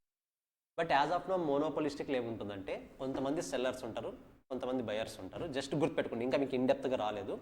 యాజ్ ఆఫ్ నో అర్థం అవడానికి జస్ట్ ఒక బేసిక్ ఎగ్జాంపుల్. వీళ్ళు ఏం చేస్తారంటే, నా ప్రోడక్ట్కి డిమాండ్ బాగుందనుకోండి, ఇక్కడ చూడండి, the monopolistic fixes higher prices on the market in which elasticity of demand is less. నీ డిమాండ్కి తక్కువ, నీ ప్రోడక్ట్కి తక్కువ డిమాండ్ ఉంది. ఇప్పుడు యాజ్ ఎ సెల్లర్గా నేనేం థింక్ చేస్తాను? డిమాండ్ తక్కువ ఉంది. యాజ్ ఎ సెల్లర్గా నేనేం థింక్ చేస్తాను? జస్ట్ ఎగ్జాంపుల్, యాపిల్కి డిమాండ్ ఎక్కువ ఉందా తక్కువ ఉందా? ఎక్కువ ఉందా? షూర్. ఇండియాలో, యూఎస్లో ఏది ఎక్కువ ఉంది? యూఎస్లోనే ఎక్కువ ఉందా? ఇంకా ఇండియాలో ఎక్కువ ఉందా? అది ఏ మార్కెట్ అసలు? మోనోపోలీనా? ఫస్ట్ 8 మీకు ఇంకా పాయింట్స్ క్లారిటీ లేదు కాబట్టి సేమ్ ఎగ్జాంపుల్ నేను మార్కెట్ చాప్టర్లో తీసుకుంటాను. ఇప్పుడు వద్దు, కన్ఫ్యూజ్ అవుతారు. మరి సింపుల్. ఇప్పుడు నీ ప్రోడక్ట్కి డిమాండ్ తక్కువ ఉందనుకోండి, నువ్వు తక్కువ రెవెన్యూతో ఇంటికి వెళ్ళడానికి ఇష్టపడతావా? ఏం చేయాలి? ప్రైస్ పెంచాలి. రెవెన్యూ ఎక్కువ వస్తుంది ఆటోమేటిక్గా. నీతో ఉన్నది 5 ప్రోడక్ట్సే, ఓకే, డిమాండ్ తక్కువే, నీ ప్రోడక్ట్కి డిమాండ్ తక్కువే, నీకు రెవెన్యూస్ బాగా రావాలంటే ఏం చేయాలి? నువ్వు ప్రైస్ ఇంక్రీజ్ చేయాలి. ప్రైస్ ఇంక్రీజ్ చేస్తే ఆటోమేటిక్ రెవెన్యూ ఏమవుతుంది? ఇంక్రీజ్ అవుతుంది. అదే ఒకవేళ ఇక్కడ చూడండి, and lower price in market of elasticity for the same good, nothing but ఒకవేళ నీ ప్రోడక్ట్కి డిమాండ్ ఎక్కువ ఉంది అనుకోండి, డిమాండ్ ఎక్కువ ఉంది అనుకుంటే ప్రైస్ ఇంక్రీజ్ చేయాలా? మీరు చేయకూడదు, డిక్రీజ్ చేయాలి. ఎందుకు? డిక్రీజ్ చేసి ఇంకా ఎక్కువ మంది వచ్చుకుంటారు దాన్ని. చాలామంది మార్కెట్లో చేసే one of the biggest mistake ఇది. నాకు డిమాండ్ ఎక్కువ ఉంది కాబట్టి ప్రైస్ ఇంక్రీజ్ చేస్తానంటారు. నేనే చెప్తున్నాను, నీ ప్రైస్ని ఇంకాస్త తక్కువ చేసుకుంటే ఇంకా ఎక్కువ మంది వస్తారు నీ దగ్గరికి. అవునా కాదా? డిమాండ్ ఎక్కువ ఉన్నప్పుడు నువ్వు ప్రైస్ని లెట్సే 100 రూపీస్ ఉందనుకుందాం, నీ ప్రోడక్ట్ 100 రూపీస్, డిమాండ్ ఎక్కువ ఉంది. నువ్వు 100 రూపీసే పెడితే ఎవరైతే 100 రూపీస్ కొనగలిగే క్యాపబిలిటీ ఉందో వాళ్ళొక్కటి నీ దగ్గరికి వస్తారు. కరెక్టా? ఇప్పుడు ఇక్కడ మనిషి ఎలా ఆలోచిస్తాడు? నా ప్రోడక్ట్కి డిమాండ్ ఎక్కువ ఉంది కాబట్టి ప్రైస్ ఇంక్రీజ్ చేద్దాం, అయినా కొంటారు అనుకుంటారు. 150 రూపీస్ చేస్తారు. అంటే ఇంతకుముందు 100 రూపీస్ క్యాపబిలిటీ ఉండేవాళ్ళు నీ దగ్గరికి వచ్చేవాళ్ళు, ఇప్పుడు ఎవరు మాత్రమే వస్తారు? 150 రూపీస్ పెట్టే క్యాపబిలిటీ వాళ్ళు మాత్రమే వస్తున్నారు. అంటే నార్మల్గా ఆలోచించండి, కస్టమర్లు వచ్చేవాళ్ళు ఎక్కువ అవుతున్నారా తక్కువ అవుతున్నారా? తక్కువ అవుతున్నారు. కరెక్టా? అదే నీ 100 రూపీస్ ప్రైస్ని 80 రూపీస్ చేయి. ఇంతకుముందు 100 రూపీస్ వాళ్ళు మాత్రమే వచ్చేవాళ్ళు, ఇప్పుడు ఎవరు వస్తారు? 80 రూపీస్ వాళ్ళు కూడా వస్తారు. అంటే 80 వాళ్ళు వస్తారు, 100 వాళ్ళు వస్తారు, 150 వాళ్ళు కూడా వస్తారు. ఏది కరెక్ట్ కాన్సెప్ట్? మరి 80 కరెక్ట్ కాన్సెప్ట్. మీరు బాగా అబ్జర్వ్ చేస్తే ఎక్కడైతే డిమాండ్ ఎక్కువ ఉందో ప్రైస్ ఇంక్రీజ్ చేస్తారు. కరెక్టా? అది కరెక్ట్ కాన్సెప్టా? కాదు. రియాలిటీలో అది కరెక్ట్ కాదు. సిచ్యువేషన్ టు సిచ్యువేషన్ చేంజ్ అవుతుంది. బట్ ఇప్పుడు మనం చెప్పుకునే ఎగ్జాంపుల్లో మీరే థింక్ చేయండి. లెట్సే అక్కడ మన మార్కెట్లో 80 రూపీస్ క్యాపబిలిటీ ఉన్న పర్సన్స్ ఉన్నారు, 100 రూపీస్ క్యాపబిలిటీ ఉన్న పర్సన్స్ ఉన్నారు, 150 రూపీస్ క్యాపబిలిటీ ఉన్న పర్సన్స్ ఉన్నారు. యాజ్ ఆఫ్ నో నీ product price 100 rupees. As of now నీ ప్రోడక్ట్ ప్రైస్ 100 రూపీస్. ఇప్పుడు ఎవరు మాత్రమే వచ్చి కొనగలరు నీ దగ్గర? 100, 150. అంటే ఎన్ని కేటగిరీస్? Only 2 categories. నీ ప్రోడక్ట్కి డిమాండ్ చాలా బాగుంది, డిమాండ్ బాగుంది కదా అని చెప్పేసి నువ్వు కనుక ప్రైస్ ఇంక్రీజ్ చేసావా 100 to 150కి, ఇప్పుడు ఎన్ని కేటగిరీస్ వాళ్ళు వస్తారు? ఓన్లీ ఒకే కేటగిరీ వాళ్ళు వస్తారు. ఎవరది? 150 వాళ్ళు. నేనేం చెప్తాను, మిగతా ఇద్దరిని కూడా దగ్గర రప్పించవచ్చు కదా, మిగతా ఇద్దరిని కూడా ఇన్వైట్ చేయొచ్చు కదా. ఎలా ఇన్వైట్ చేయాలి? ప్రైస్ 100 to 80 డిక్రీజ్ చేయండి. ఇప్పుడు ఎవరెవరు వస్తారు? 80 వస్తాడు, 100 వస్తాడు, 150 వస్తాడు. This is the right approach. నీ ప్రోడక్ట్కి డిమాండ్ ఎక్కువ ఉంది అంటే నువ్వు ఖచ్చితంగా ప్రైస్ డిక్రీజ్ చేయాలి కాస్త. అప్పుడు వచ్చే రెవెన్యూ కన్నా ఎక్కువ వస్తుంది నీకు. వచ్చే రెవెన్యూ కన్నా ఎక్కువ వస్తుంది, గుడ్ విల్ కూడా ఇమేజ్ కూడా బాగా బిల్డ్ అవుతుంది. ఎందుకు? తక్కువ ప్రైస్కి మంచి క్వాలిటీ ఇస్తున్నావు, నీ ప్రోడక్ట్కి డిమాండ్ బాగుంది. ఆటోమేటిక్గా కస్టమర్ అరైవ్నెస్, కొత్త కస్టమర్లు అన్న వాళ్ళు ఇంక్రీజ్ అవుతారు. నువ్వు ఒకవేళ 100 రూపీస్ దగ్గరే ఉన్నావు అనుకో, 80 రూపీస్ వాళ్ళు నీ షాప్ దగ్గర కూడా రారు. అంటే కొత్త కస్టమర్స్ వస్తున్నారా? ఎగ్జిస్టింగ్ కస్టమర్స్ మాత్రమే వస్తున్నారు. 150 రూపీస్కి వెళ్ళావు అనుకోండి, ఉన్న ఎగ్జిస్టింగ్ కస్టమర్స్ కూడా వదిలిపోతున్నారు, లూజ్ అవుతున్నారు.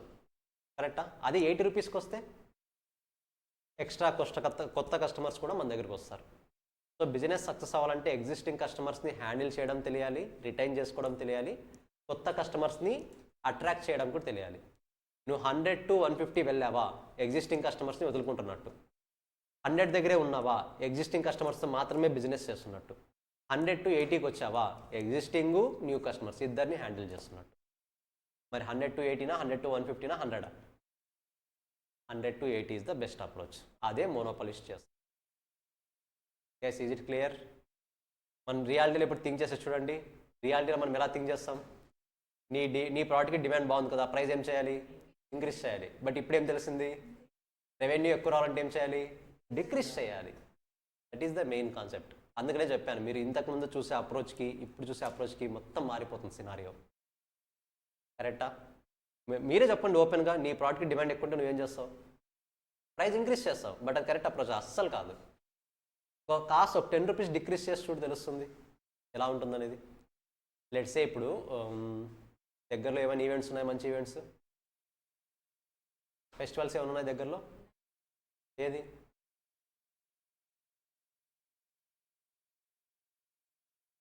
కరోనా ఎగ్జాంపుల్ తీసుకుందాం. కరోనాలో మాస్క్ 10 రూపీస్, కరెక్టా? నార్మల్గా అది నార్మల్ డేస్తో 2 రూపీస్ 3 రూపీస్. బట్ అప్పుడు ఏం చేశారు? 10 రూపీస్ ఫిక్స్ చేశారు. కరెక్టా? డిమాండ్ ఎక్కువ ఉందా లేదా? డిమాండ్ చాలా ఉంది. నువ్వు డిమాండ్ చాలా ఉంది కదా అని చెప్పేసి 15 రూపీస్ చేసావు అనుకో పొరపాటున, కొంతమంది మాస్క్ వద్దులేరా నేను ఖర్చు కట్టుకుంటాను అంటాడు. కరెక్టా? అదే 10 రూపీస్ నేను 5 రూపీస్ చేసావు అనుకో, ఇంతకుముందు ఖర్చు పట్టుకున్నాడు కూడా ఇప్పుడు ఏమొస్తాడు? మాస్క్ తీసుకోవడానికి వస్తాడు. అది కదా బిజినెస్ అంటే. క్లారిటీ వస్తుందా? ఎప్పుడు ప్రైస్ ఇంక్రీజ్ చేయాలి, ఎప్పుడు ప్రైస్ డిక్రీజ్ చేయాలి, ఎలాంటి కండిషన్స్లో ఇంక్రీజ్ చేయొచ్చు, ఈ కాన్సెప్ట్స్ అన్నీ కూడా స్టెప్ బై స్టెప్ మీరు ఎకనామిక్స్లో నేర్చుకుంటారు. క్లియరా? ఏం డౌట్ అది కదా? 2 ఇంపార్టెంట్ పాయింట్స్, 2 కూడా ఇంపార్టెంట్, ఇంకా మిగతా వచ్చే కూడా ఇంపార్టెంట్ అల్టిమేట్గా. సో ఇప్పుడు ఈరోజు క్లాస్లో ఇంపార్టెన్స్ ఆఫ్ ఎలాస్టిసిటీ ఆఫ్ డిమాండ్లో ఎన్ని కాన్సెప్ట్స్ నేర్చుకున్నాం? 2 కాన్సెప్ట్. బట్ ఓపెన్గా చెప్పాలంటే 3 కాన్సెప్ట్స్. ఫస్ట్ దాంట్లోనే 2 కాన్సెప్ట్స్ ఉన్నాయి. కరెక్టా? Greater than 1, less than 1. ఇంకా నార్మల్గా ప్రైస్ ఎప్పుడు ఇంక్రీజ్ చేయాలి, ఎప్పుడు డిక్రీజ్ చేయాలి. సేమ్ ఇదే సినారియో నీ ప్రోడక్ట్కి లెస్ డిమాండ్ ఉందనుకుందాం, ఉన్నదే డిమాండ్ తక్కువ, అంటే నీ దగ్గరకు వచ్చేదే కొంతమంది వస్తారు. ఆ కొంతమంది కూడా తక్కువ ప్రైస్కి సెల్ చేస్తావా? నో, ఎక్కువ ప్రైస్కి సెల్ చేయి, నీకు రావాల్సిన అమౌంట్ అయినా వస్తుంది అట్లీస్ట్. కరెక్టా? నీ ప్రోడక్ట్కి డిమాండ్ తక్కువ ఉంది అంటే ప్రైస్ ఇంక్రీజ్ చేయి. మూవీస్ చూడండి ఒకసారి, మూవీ వన్స్ రిలీజ్ అయిన తర్వాత ఫస్ట్ షోలో వచ్చే టాక్ని బట్టి నెక్స్ట్ 3 days డిపెండ్ అవుతుంది. కరెక్టా? అంటే ఈవెన్ అది సక్సెస్ అయినా ఫెయిల్ అయినా మొత్తానికి టాక్ని బట్టి కలెక్షన్స్ డిపెండ్ అవుతాయి. అంటే నీ ప్రోడక్ట్ సక్సెస్ అవుతుందో ఫెయిల్ అవుతుందో తెలియదు. అలాంటప్పుడు మీరు ఏ ప్రైస్ ఫిక్స్ చేయాలి? హై ప్రైస్ ఫిక్స్ చేయాలి. కాబట్టి మూవీ టికెట్స్ డే 1 రోజున అంత ఎక్కువ ఉంటాయి. ఎందుకంటే టికెట్ ఒకవేళ మూవీ పొరపాటున ఫ్లాప్ అయింది అనుకోండి, ఆటోమేటిక్గా వాళ్ళు పెట్టిన అమౌంట్ రిటర్న్ వస్తుందా? రాదు. ఎందుకంటే నెగిటివ్ టాక్ వచ్చిందంటే నెక్స్ట్ 3 days హాల్ చాలా తగ్గిపోతుంది. కరెక్టా? కెపాసిటీ లెవెల్స్ అనేది తగ్గిపోతాయి, హౌస్ఫుల్ బోర్డ్స్ తక్కువ అయిపోతాయి. కాబట్టి వీళ్ళు ఏం చేస్తారు? ఈవెన్ దో ఫ్లాప్ టాక్ వచ్చినా సరే నేను పెట్టిన అమౌంట్ అంతా ఎప్పుడు రికవర్ అవ్వాలి? డే 1 రోజునే మ్యాక్సిమం రికవర్ అవ్వాలి. డే 1 రోజునే రికవర్ అవ్వాలంటే ఏం చేయాలి? ప్రైస్ ఎక్కువ పెట్టాలి. Is the concept. అంతేగాని డిమాండ్ ఎక్కువ ఉండడం వల్ల ప్రైస్ ఇంక్రీజ్ చేసామో అది సెకండరీ సినారియో. బట్ అది ఎప్పుడు కస్టమర్ పాయింట్ ఆఫ్లో థింక్ చేసినప్పుడు అది కరెక్ట్. బట్ ఇక్కడ సెల్లర్ పాయింట్ ఆఫ్లో థింక్ చేసినప్పుడు సెల్లర్ ఎప్పుడైనా ఏం చేస్తాడు?